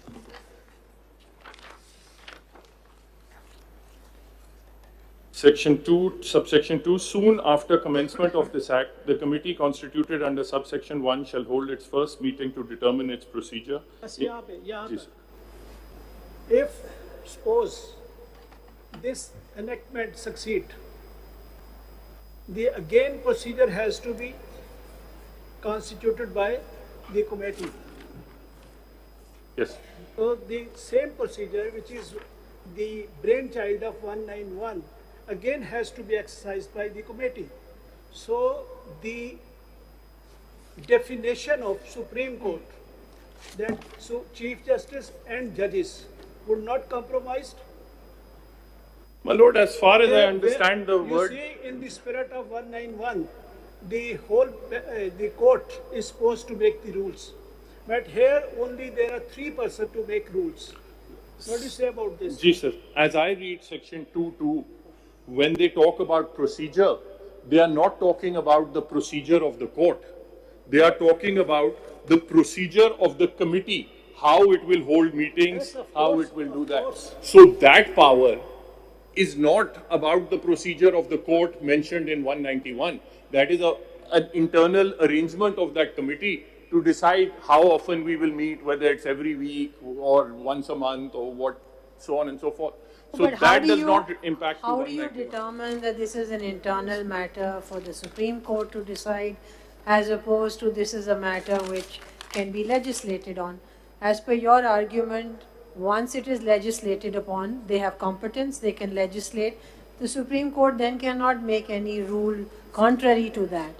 So they can make whatever, wherever they want to legislate, they go ahead and do so. But how does one then determine that this falls within the internal matters of the Supreme Court, hence no legislation, and this doesn't fall within the domain of the internal matters of the Supreme Court, hence you can have legislation? I mean, you just seem to be placing more conditions than you are in explaining how you're giving competence in a simple way. हर चीज को आप condition करते जा रहे हैं कि ये फिर ऐसे देखा जाएगा फिर ऐसे तो that surely can't be the purpose and intention of the constitution. Mr. Salahuddin, there are 2 things. This section 3 and section 4 is actually dictating the Supreme Court. In the matters where interpretation of constitutional provision is involved, the committee shall constitute a bench comprising of not less than 5 members. It is a dictation to the Supreme Court or to the committee. Likewise, in 3, it says it shall constitute a bench of not less than 3 members. It is dictating the Supreme Court. Then, section 8. Look at the expense of section 8. Provisions of the Act shall have effect notwithstanding anything contained in any other law, rules, regulations for the timing and force or judgment of any court, including the Supreme Court. Now, where the Supreme Court has interpreted the Constitution, as I earlier said, and has set down certain rules or has interpreted the constitutional provisions, this act, 8 section act, I mean, it wipes away everything and goes on to dictate the Supreme Court as to how to conduct its business. If this is not a violation of the principle of separation of powers and interference in the independence of the judiciary, what else is? Lord, firstly, I'll submit that Section 8 is the kind of non-obstante clause that is present in numerous statutes. Now, the thing that is to be seen, and I agree with your lordships, that if your lordships have interpreted the Constitution, Parliament cannot change that interpretation. On the other hand, there are 3 types of powers that this court generally exercises. One, you interpret the Constitution. On the other hand, if you interpret a mere statute, Parliament cannot override the judgment, but it can change the statute itself. Where we have said this is a constitutional convention. which category would you bring it? Would you bring in molasses case and say, okay, we have changed the convention and therefore it goes? I have humbly disagreed with the very existence of that constitutional convention. I have said that when the parliament removed that power from the Chief Justice, there was a reasoning behind it, and there is no such constitutional convention. Okay. My lord. We Mr. take your Salahuddin. argument. Mr. What about Salahuddin, the one- dictation provision. When you're dictating, the parliament is dictating the committee. It could have dictated the Chief Justice. It is now dictating 3 judges. What prevents it from dictating the Supreme Court? My lord, with respect, I would not frame it in that leaden kind of terminology of dictating, but the court. If you would just explain to this bench whether the parliament is competent to legislate or not. If it is competent, then let us respect the parliament and not view this as a dictation. It's a law then competently made. So look at this in that view. But first, let us know whether the parliament is competent to legislate or not. So I'll now move on to the competence. No, I just had a related observation. At the moment we are looking at everything, nothing has happened. What may have happened, what may happen, what the pitfalls are, we are assuming those. I mean, give us this much credit that maybe whether the use dictation is used or any other word is used, may please, if the word please had preceded it, would have made a difference. The question is, this law, one way would be to let it function. And then in its functionality, you may still not be satisfied, or someone may not be satisfied and say, okay, you have not abided by the law. That question, I mean, we are assuming that we are not capable of manning this ship. The only thing is that previously there was the sole pilot. Now there are 2 co-pilots, maybe in determining things go wrong. Maybe that's a possibility. After all, for instance, when the Chief Justice leaves the country or falls ill, the acting Chief Justice comes in and he assumes the power. So why are we scared of our own shadows? I mean, the co-pilots, if they are there, why we are all assuming that we are leading to the iceberg which lies underneath? Nothing has happened so far. So we are actually, it's all conjecture and surmises we are based on. And the only real question comes down to is the competency. Well, that's the only real question as I see it, which Ijaz Sahab had asked the very first day. The focus on that. Either you can make the law, you can't make the law. Now, what may or may not happen, and whether you call it dictation or you call it a request or you call it whatever you want to call it, better way of doing business, being more inclusive, participatory, transparent. I mean, you can give it any adjective or use before that. At the end of the day, it's simply, can they make the law or not? If we even accept that this challenge lies under 184.3. Just going ahead and saying, yes, okay, it lies under 184.3. Just tell us that this law is constitutional, that's all. Yes. And whether it may not work tomorrow, and then again, people will keep challenging it. I mean, people move applications under whatever, Order 26, whatever of the rule, Order 33, where the rule prescribes something to do in a particular manner, they move an application. I could not do so, please condone this. I mean, I don't know how we're going to interpret it when it comes up. So we don't want to tie our hands down how the future will be interpreted. I will come back to, Ijaz Sahab has been asking, there's only one question, is competency of making this law. My lord, I'll move directly to competence. Now, legislative competence of the parliament may arise in at least 2 ways. It may arise through reference to Article 142 and the specific entries in the legislative list, or it may arise through direct authorization by some or other provision of the Constitution. This court has recognized that. I think Mr. Bandhari had also to it, Province of Sindh versus MQM, that is 532. Supreme Court. 532 at paragraph 62.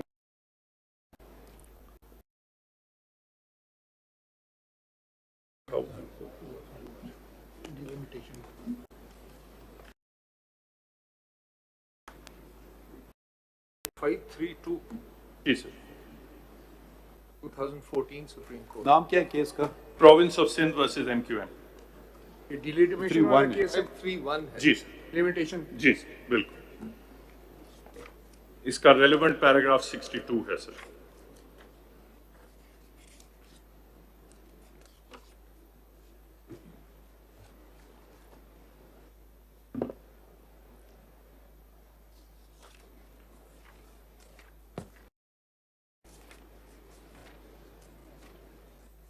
और इसमें sir, I don't want to read this time, but if your lordship see third line,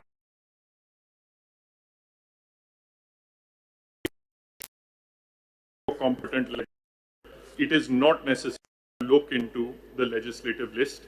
And इस paragraph में फिर कई मिसालें दी गई हैं कि कहाँ डायरेक्ट कॉन्स्टिट्यूशनल दी थी, कोई corresponding entry federal legislative list पे नहीं थी. अब in my concise statement in paragraph 31, I've given about a dozen examples. I'm not going to take your lordship's time right now, but para 31 mein I've given a dozen examples where Parliament is given power to legislate on subjects which are not covered by any legislative entry. What is the answer over here in this case? Over here, my reliance will be 191.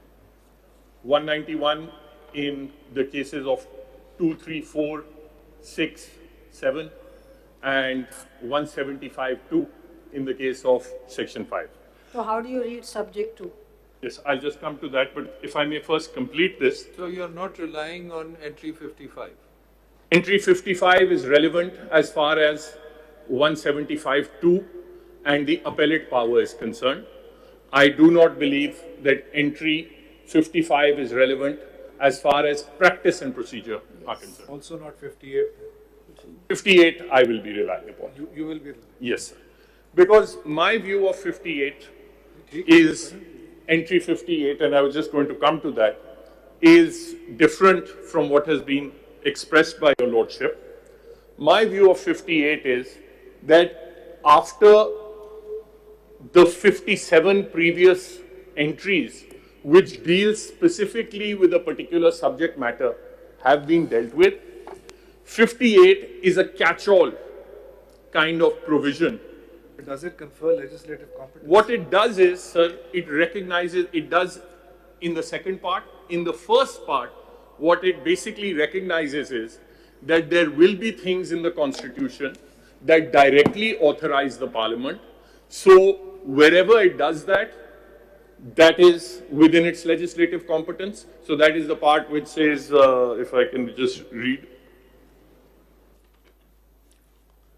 Matters which under the Constitution are within the legislative competence of Majlis-e-Shura, Parliament.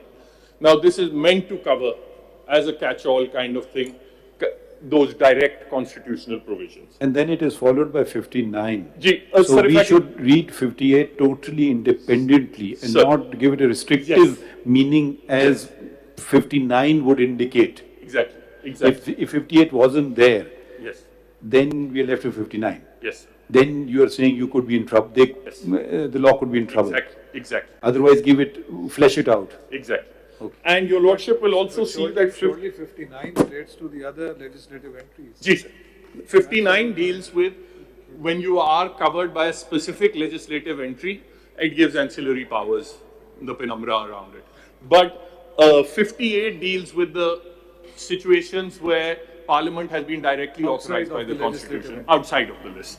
And then there, sir, is there also the part that or relate to the Federation. And that is another broader catch-all kind of entry, which recognizes that there may be things that we have missed out in the earlier 57 entries. If by reading of the text of the Constitution, it is clear that a particular subject or a particular field would naturally vest in the Federation. The number of judges in the Supreme Court is fixed by Act of Parliament or presidential order. The number of judges in the High Court is fixed by law. Yes. And or presidential order. Law over here would mean what? Would it relate to entry 58 or relates to the Federation? In 193, the number of judges of the High Court? Where it says law. Now, would it be covered by this latter part or relate to the Federation? My Lord, I would, for the High Courts, as far as I know, there have been provincial legislation. That's what the point I'm making. That it does certainly relate to the Federation because under our system, under the Constitution, our Constitution, unlike say the US Constitution, we don't have separate federal court system and state court system. One unified court system applies both federal and provincial law. So insofar as high courts are concerned, in one sense it does relate to the Federation. But as soon as you say that, you remove the provinces. My Lord, and if you remove the provinces, well, provinces can say, well, wait a minute. I mean, high courts surely have something to do with us. So it's not that simple. You see, that's why I'm saying, that's why I was putting it to you, but I understand you disagree, that this is a negative point. You say no, it confers legislative competence. I understand your point. My Lord, I'm grateful. Now, my submission, of course, is that Article 191 is a standalone enabling provision. Read with the first part of entry 58, it is more than enough to confer legislative competence on part of Parliament.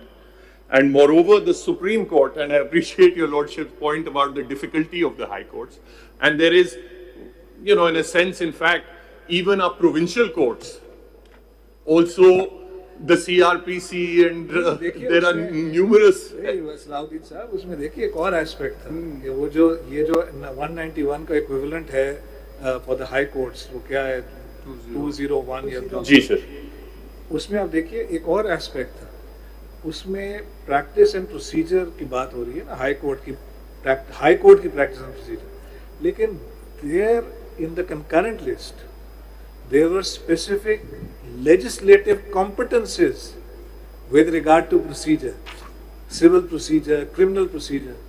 So the position of the high courts were, in the context of 201, is perhaps some different from the position of 191, where, as you have noted in your, I think, submissions or something, under 56 Constitution, 62 Constitution, there was specific legislative entry for the Supreme Court, which has been taken away. Yes, sir.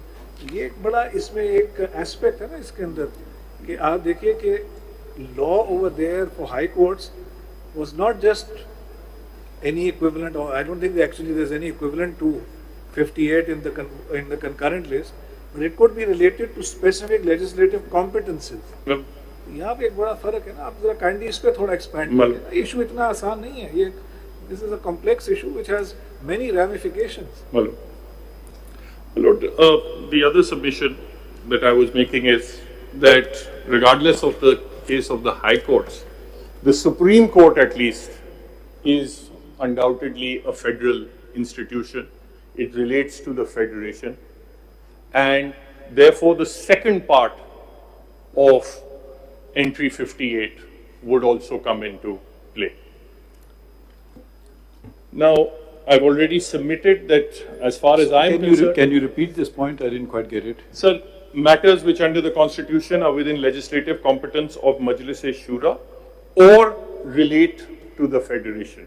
So, matters, as far as the Supreme Court is concerned and its practice and procedure, etc., that is obviously a matter that relates to the Federation. The Supreme Court, there might be a different view or a concurrent kind of thing as far as the High Courts are concerned, but at least as far as the Supreme Court is concerned, It is a federal institution, it relates to the federation, therefore it is even otherwise covered by the second part of entry 58. How will you The reconcile? other issue about the High Courts and the Supreme Court, this problem which we are facing in the Supreme Court, the High Courts, to the best of my understanding and knowledge, and even when I was practicing law, this problem was not faced. The problem faced by litigants mostly was that my case is taking forever to be fixed. But this, I never came across this matter of which cases would suddenly pop up and there would be an urgent application, it would be granted or not granted, and all the other cases would stand in queue, wait for their turn to come up. So would it be correct in saying the high courts are better run than the Supreme Court? I know you may as counsel not be able to say this, but I, as a Chief Justice, may pose this question that, I mean, in Bulletin, I never had this problem. No lawyer even complained or even suggested or ever wrote or application was submitted that of this nature that, you know, my case is being, for bench specific cases are being made. I mean, there was the criminal bench, there was the constitutional bench, there was the other benches, single judges benches, the company judge, and they would rotate after once in a while, and this issue, at least I as a Chief Justice never faced, and as a lawyer, practicing lawyer mostly in the Sindh High Court, but elsewhere as well, did not come across this problem. Is there such a problem in the High Court? My lord, to be frank, it depends on High Court to High Court and Chief Justice to Chief Justice and the Chief Justices of this court. And that is precisely the rationale for this law, that it should not depend on Chief Justice to Chief Justice. There should be some kind of framework and structure that is. And the only other thing which, committee to committee. and I would only change it, one more thing I should add. And the other reason why that problem does not exist is because there is a forum of appeal. You're not happy with a High Court appeal, HCA judgment, or an inter-court appeal judgment, or a judgment, you have a forum of appeal. So that problem does not exist. So here the problem has culminated with a number of factors. Accumulation of powers, the random exercise of power, the non-transparent manner of operating of power, the excessive use of 184(3), going into matters which are very private and individualistic or maybe not within the domain. So a combination of these factors has resulted in this act, in the making of this act, to impute some malafide to Parliament. I think that would not be fair at all, because lawyers have been in the forefront of asking for this kind of, maybe we are left with the mode and manner of who does the law. Even I haven't heard anyone from the petitioner side saying that's fundamentally wrong in this law. So all they're left with is basically, again, competency, who makes this law and who's authorized or constitutionally authorized to make this law. So the problem was created, maybe, and this is Parliament's effort to maybe resolve the problem. Sir, agree, sir, that our grievances in respect of the High Courts are somewhat less intense, because we can always knock on your doors for correction. We don't have that option available here. But just to add on to your Lordship's observation of it may vary from committee to committee, and yes, it may. But the thinking... Surely the solution is, logically, give the power to the full court, which is where presumably it always lies when the court makes its own practice and procedure. Because you see, you started out with internal independence and all of that. फिर internal independence का तो एक ही logically एक ही हल है ना जी, कि भाई अगर if the court, and I'm not saying I agree with this, because with very great respect, I definitely have a serious reservation with things being imputed to retired chief justices, random this, and with all due respect, sir, this is not proper. We should not impute things to those who cannot defend themselves sitting in open court. We should not do this. But anyway, let me move on. So logically the conclusion is that the matter should be placed in the hands of the full court, because otherwise there is never any internal independence. But the matter doesn't even end there, because full court always decides by majority. So logically, The minority is always in thrall of the majority of the full court.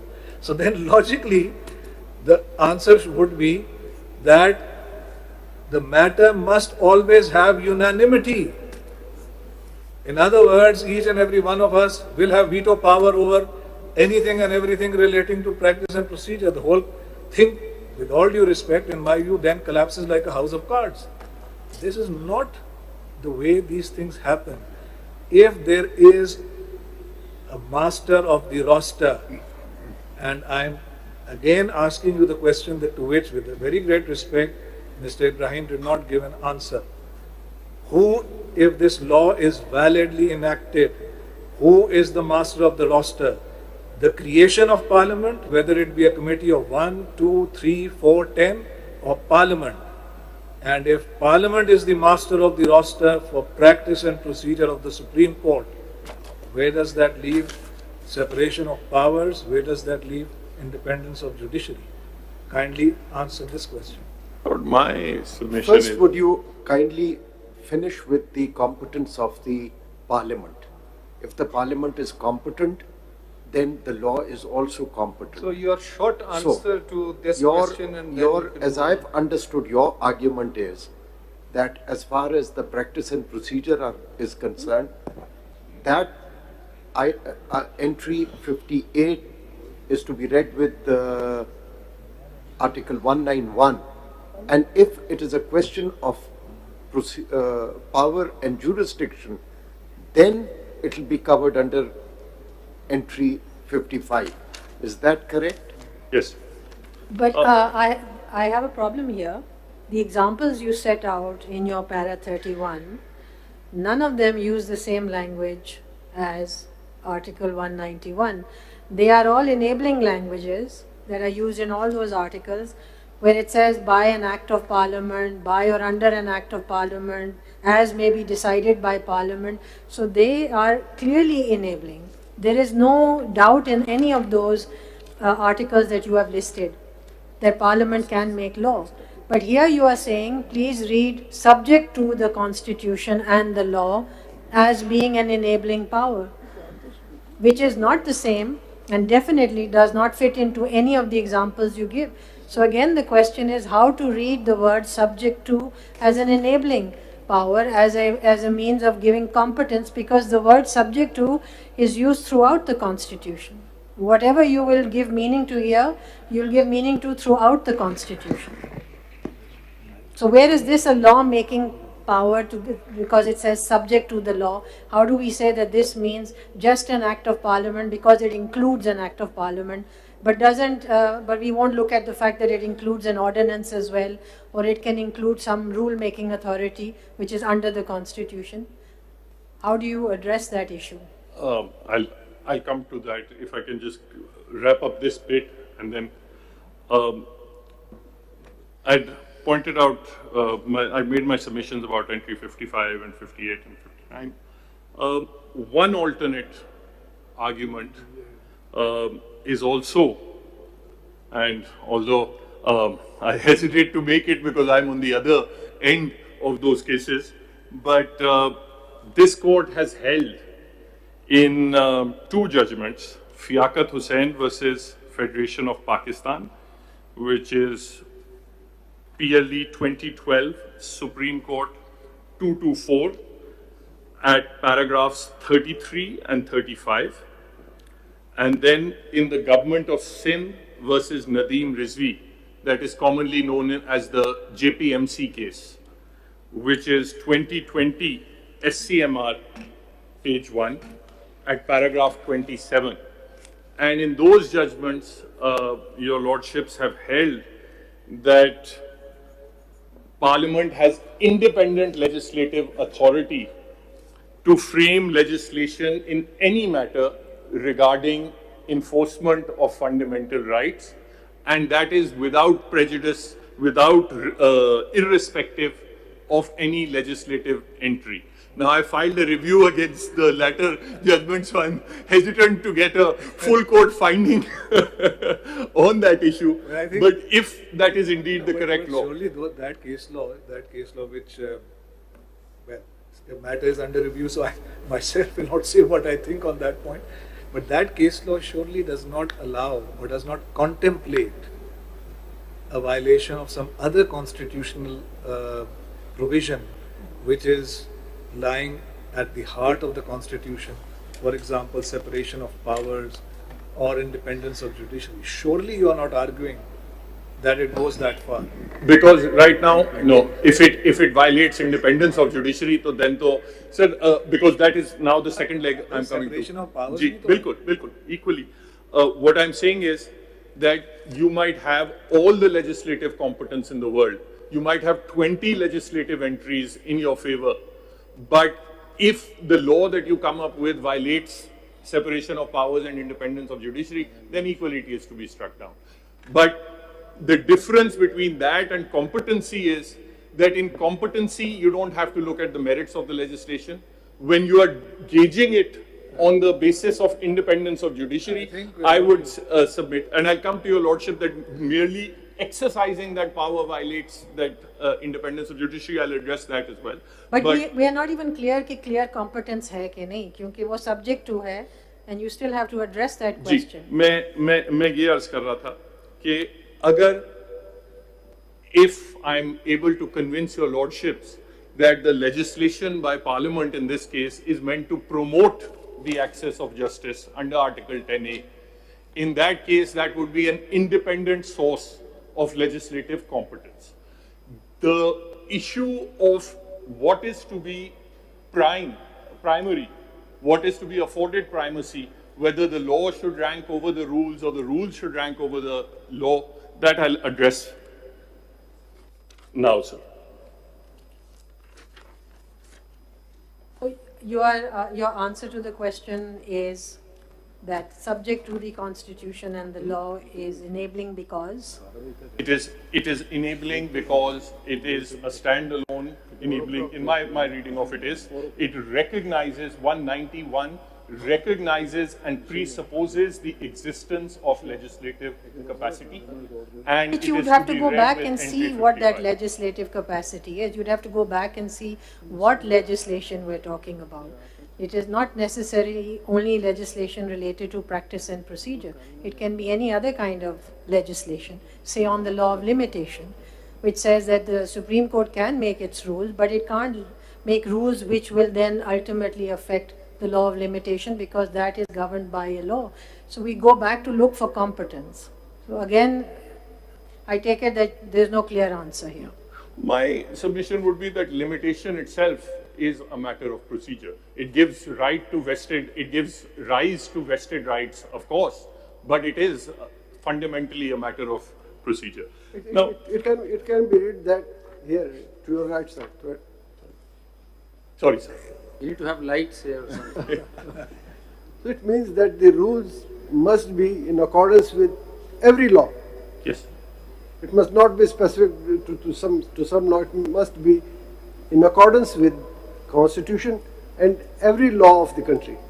You should not derogate. Yes. इस तरह भी पढ़ सकते हैं. Sir, बिल्कुल. Mr. Salahuddin Ahmed, here we have specific entries. According to you, 58 is attracted. According to some others, 55 is attracted. But in America, there was no specific entry, and they read into the Commerce Clause. I don't know if you know, the judgment of the Commerce Clause, and gave it a very extremely wide meaning, which probably neither the Constitution makers, though they said that was their intention, but it wasn't reflected in the words. And there is a judgment of this court which has used that argument in, I don't know if you were representing in the Sindh Revenue Board case. I think that was the case on that. No, on sir. The commerce, it was given a very wide meaning because Congress's power was upheld. Yes, sir. And almost everything was then fitted into the Commerce Clause. Yes, yeah, exactly. So you've read that judgment? Yes, sir. Yes. Okay. Sir, I wanted to address now, with your Lordship's permission, the issue of whether Parliament, that if Parliament can make laws relating to the procedure of this court, then whether those laws are to be subservient to the rules of this court. My humble submission is that making the law of Parliament subject to the rules of this court would amount to distorting the plain meaning of the constitutional provisions. Because no matter how liberal or purposive the interpretation, subject to the constitution and law cannot possibly be read to mean that notwithstanding the law, the Supreme Court shall make rules. The constitutional provision clearly establishes a hierarchy. The constitution, the law, and then the rule-making power of this court. आपने जब फरमाया कि law can repeal the Supreme Court rules, that is, if I understand correctly, your position, and do it expressly. Yes, it can. Then that, perhaps, that is your answer then? Yes, yes, yes. Now, there is a contrast that I would like to draw, sir. If your lordship sees... Would you be taking a lot of time, or how long would you? Sir, about 20 more minutes, sir. 20 more minutes. I'm so we sorry. can either take a break now, or we can take it out. Let me ask my colleagues then, whether they want to take a break now, or now or later? Now, maybe. Now? A lot. So, we take a break and 20 minutes,